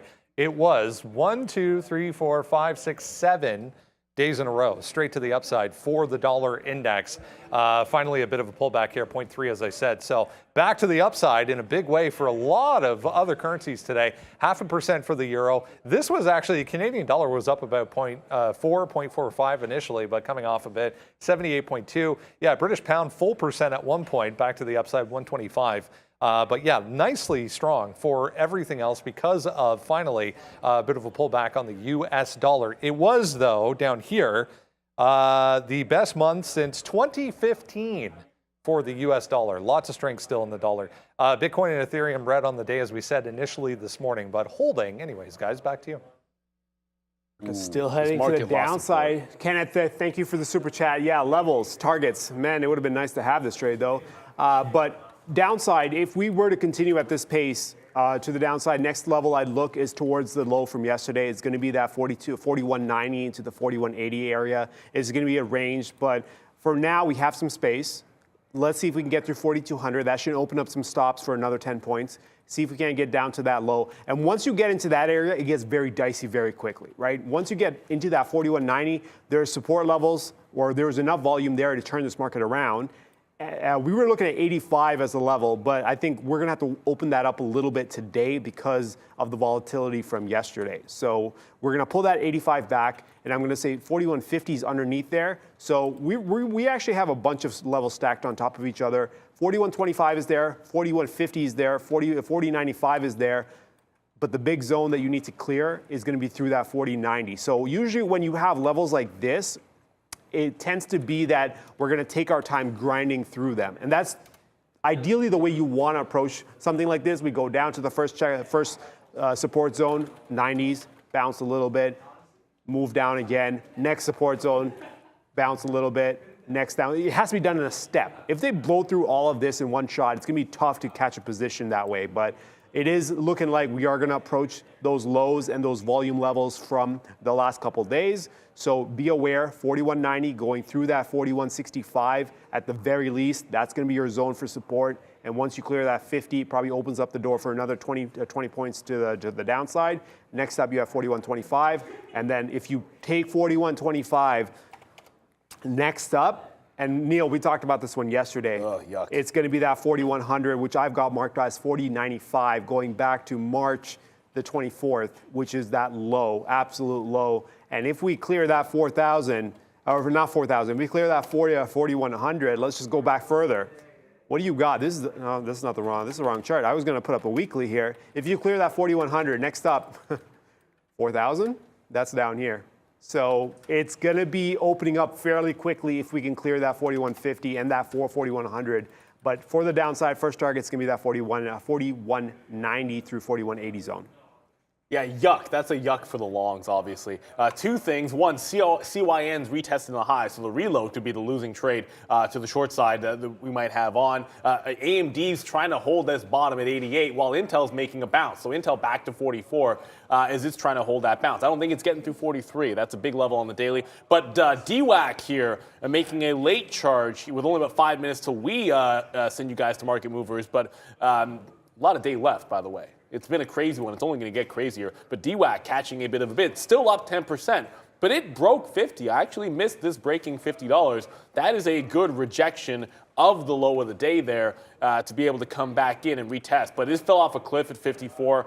I think it's a short to that price. If it clears 55, that's when you can get a real secondary push. Now on the daily, it's already gotten through this 51, which was chopped. So you are in the midst of a breakout. And we've talked about this in DWAC. I don't, whatever you feel, you're in the midst of a break as long as you're above this price. Like it's been an impressive one from the bottom. And if it reestablishes, which it has at 51, this support, then it's kind of like trying to hold out for this long. And if it consolidates here and tries to get through 55, there's certainly some room here. It's still an ongoing long move happening in DWAC. It doesn't mean there aren't shorts to be had, but you can't ignore the fact that you made a wipeout bottom, went right back to previous resistance, gapped above it, and have now held. If we close above $51 next week, you're probably first thinking long as opposed to short on DWAC. Yeah, I'm thinking where can I pick up some more shorts? I'm thinking Facebook on a bounce and UPS. I think we have enough on UPS for a short here south of 185. So, man, 184 and teens. I don't know if I can actually. I don't know if I can price it down here. All right, I'm going to have to wait a little bit on UPS. It's moving a little too quickly for my liking. Dominic asking, what's the opening projection on BLTE? What do we have? Let's take a quick look at our tap. It says 1150. Where did it even trade, though? I don't even know. I stopped looking at this stock. 1150 is a projected open as of right now with about 10,000 shares to print. So it is, let's take a quick look at where to close. Where did it close? Closed at 1142. So you're looking, oh, now it's 1160. So it is moving around. It looks like it wants to open a little bit higher, maybe 8 cents, maybe 18 cents, but it's still fluctuating. There you go. There's your open. 1160 is the opening price. On target. we were on target with our system here. Yeah, 1160 is the opening print. Right before it opened, we got that opening update. 1160 is the open. Now, though, spread is like 50 cents on 1 million shares traded, and it is just messing around. I don't know about. I mean, that's all you, Dominic. Good luck with that one, because that is dicey to play, to say the least. It was interesting, but then you see this kind of action with the spread. That's going to be tough to get in and out of. Yeah, those are always pretty tricky. Another one making a run here, ATR, not going to ignore anything. It's only 5 or 6% for ATR, but it has been pretty steady climbing, and it's going to get close to some key levels here on the daily. But when you pop to the 15-minute, the last time I played this off these levels, 525, you'll see it was a stop, and I had it wrong. Ended up turning like 20, 30 cents higher than where I was looking at it. If it can get through 540, the real big levels come at like 75 to $6 on ATER. So there is room for this to go if it can take out that 540 to 550 area. I was asked, why do I like to short in CYN? Well, A, because I missed the long. That goes without saying. When you look at it, look, sure it's bullish here, and it's trying to sustain this breakout. It's weaker if it gets back below 440. But the reason why I had some on the bid, and I'm again on the bid in front of 440, is it's a scalp trade. It's a 1-to-1 scalp trade from here to the high of the day. And if it takes out the top, you still have to contend with that $5 level on the daily chart over here. Once you clear through that, then there's room to 6. So if I look at where the dollar of upside comes, it's more if it clears 5 than if it clears 480. And if it doesn't clear 480, well, then the short's valid to 40. And if it breaks 40, then you're looking at a $4 range. So it's risk to reward at this time of day, shorting in front of the 480. But I'm out at the high of the day, let alone $5. And 5's got tons of room to the upside. If you're long from the original break, yeah, for sure, you're holding in case it can break 5 and then take you to 6. But I'm not long off 4. I didn't get the long. You guys probably did. So I'm just looking for the trade here where it's sitting, and that favors the quick little short off the high of the day. If it doesn't work, it doesn't work. But the risk reward, I just like better here, Miss V. Hey guys, I hope you're having a great morning. Thank you so much for all the super chats. Welcome all the new members. We appreciate your support so much, guys. And please don't forget to like this video as we are nearing 1,500 likes. Also join Prad and me right after to continue this trading day. And happy National Shrimp Scampi Day, everyone. Scampi, oh, I'm down with shrimp That'll scampi. work. Oh my God, I'm all That'll about the work. shrimp scampi. Shout out to, what was the food truck? It was in Hawaii somewhere, man. It was like all the food trucks in Hawaii do a crazy shrimp scampi. And that's all I did. I love me some shrimp scampi. Favorite drink with seafood? With seafood? Oh, I don't know. I'm a pretty plain water guy, but I mean, what do you do? You know what well, I mean, certain times it's white wine, but it's always bourbon, baby. Bourbon? That's what it's all about. Seafood and bourbon, eh? Yeah, it's bourbon with everything. But yeah, it's, I would just say an excuse to maybe say that. But I doubt we're getting that for lunch. I'm grabbing that salad every single day. I haven't even checked to see what it is. Oh, it's something. Just yet, but we'll see what happens. And just a quick look over here because the futures, I don't know what you think about this, Arun, but we just made a little bit of a wick bottom. Yes, I like it. Right here through that low. So a lot of times that can set up for a little bit of a long, and then I check back Alibaba. I know we're gonna get to the market movers in just a quick second here, but yeah, a bit of a wick bottom that just got made. I didn't take the Tesla long. I was just like, okay, you got down to that level on Tesla, and if you hold that wick bottom, remember what else is here on Tesla. This is why I want to point out. You still have the 200 period that Tesla is trying to bounce off of, guys. So that's the other significant thing about that level. I bought the dip here in the morning, and that's where we wrote it, $20 to $9.25. It's the time of day that I didn't necessarily love it too much there, guys. So unfortunately, I didn't really take it, and you know, we're gonna hang around here. We'll get to the midday show in just a quick second. We're having a couple issues, and we'll stay with you until we can get you over there, guys. And I agree with you, Trader Tracks, in some regard that if Tesla cannot hold this current breakout, I think it's pretty ambiguous. Like if we don't hold the 200 period, you're heading to 850. However, if we do hold and maintain this break and get through 218, you're getting to 950. Inside of the middle, there's scalp trades to be had. Picking a direction is like flipping a coin on Tesla. Allow the setups to work for you and then just trade the momentum. At this point, I don't have conviction in either direction. That's why I didn't just reload there on the long side of the trade, guys. So I'm kind of backing off of Tesla for now and hanging with the three that we have. The only long I like for the time being is AMD to this 880 area. It's got room to 87.75 to hold. But if that can't hold up, then that's the last long until Apple 159, really, Arun. Yeah, and I'm going through the chat. Somebody was asking me, and this actually Pride was asking me about this too. Futures levels before we go and hand it off to them. What am I looking at? So let's go through my logic here on the futures here. Originally, we were thinking 25 is going to be your support point. We either break through 25 or we either can find a long. It was pretty much like a little range we were working with. This was originally the range I was working with here.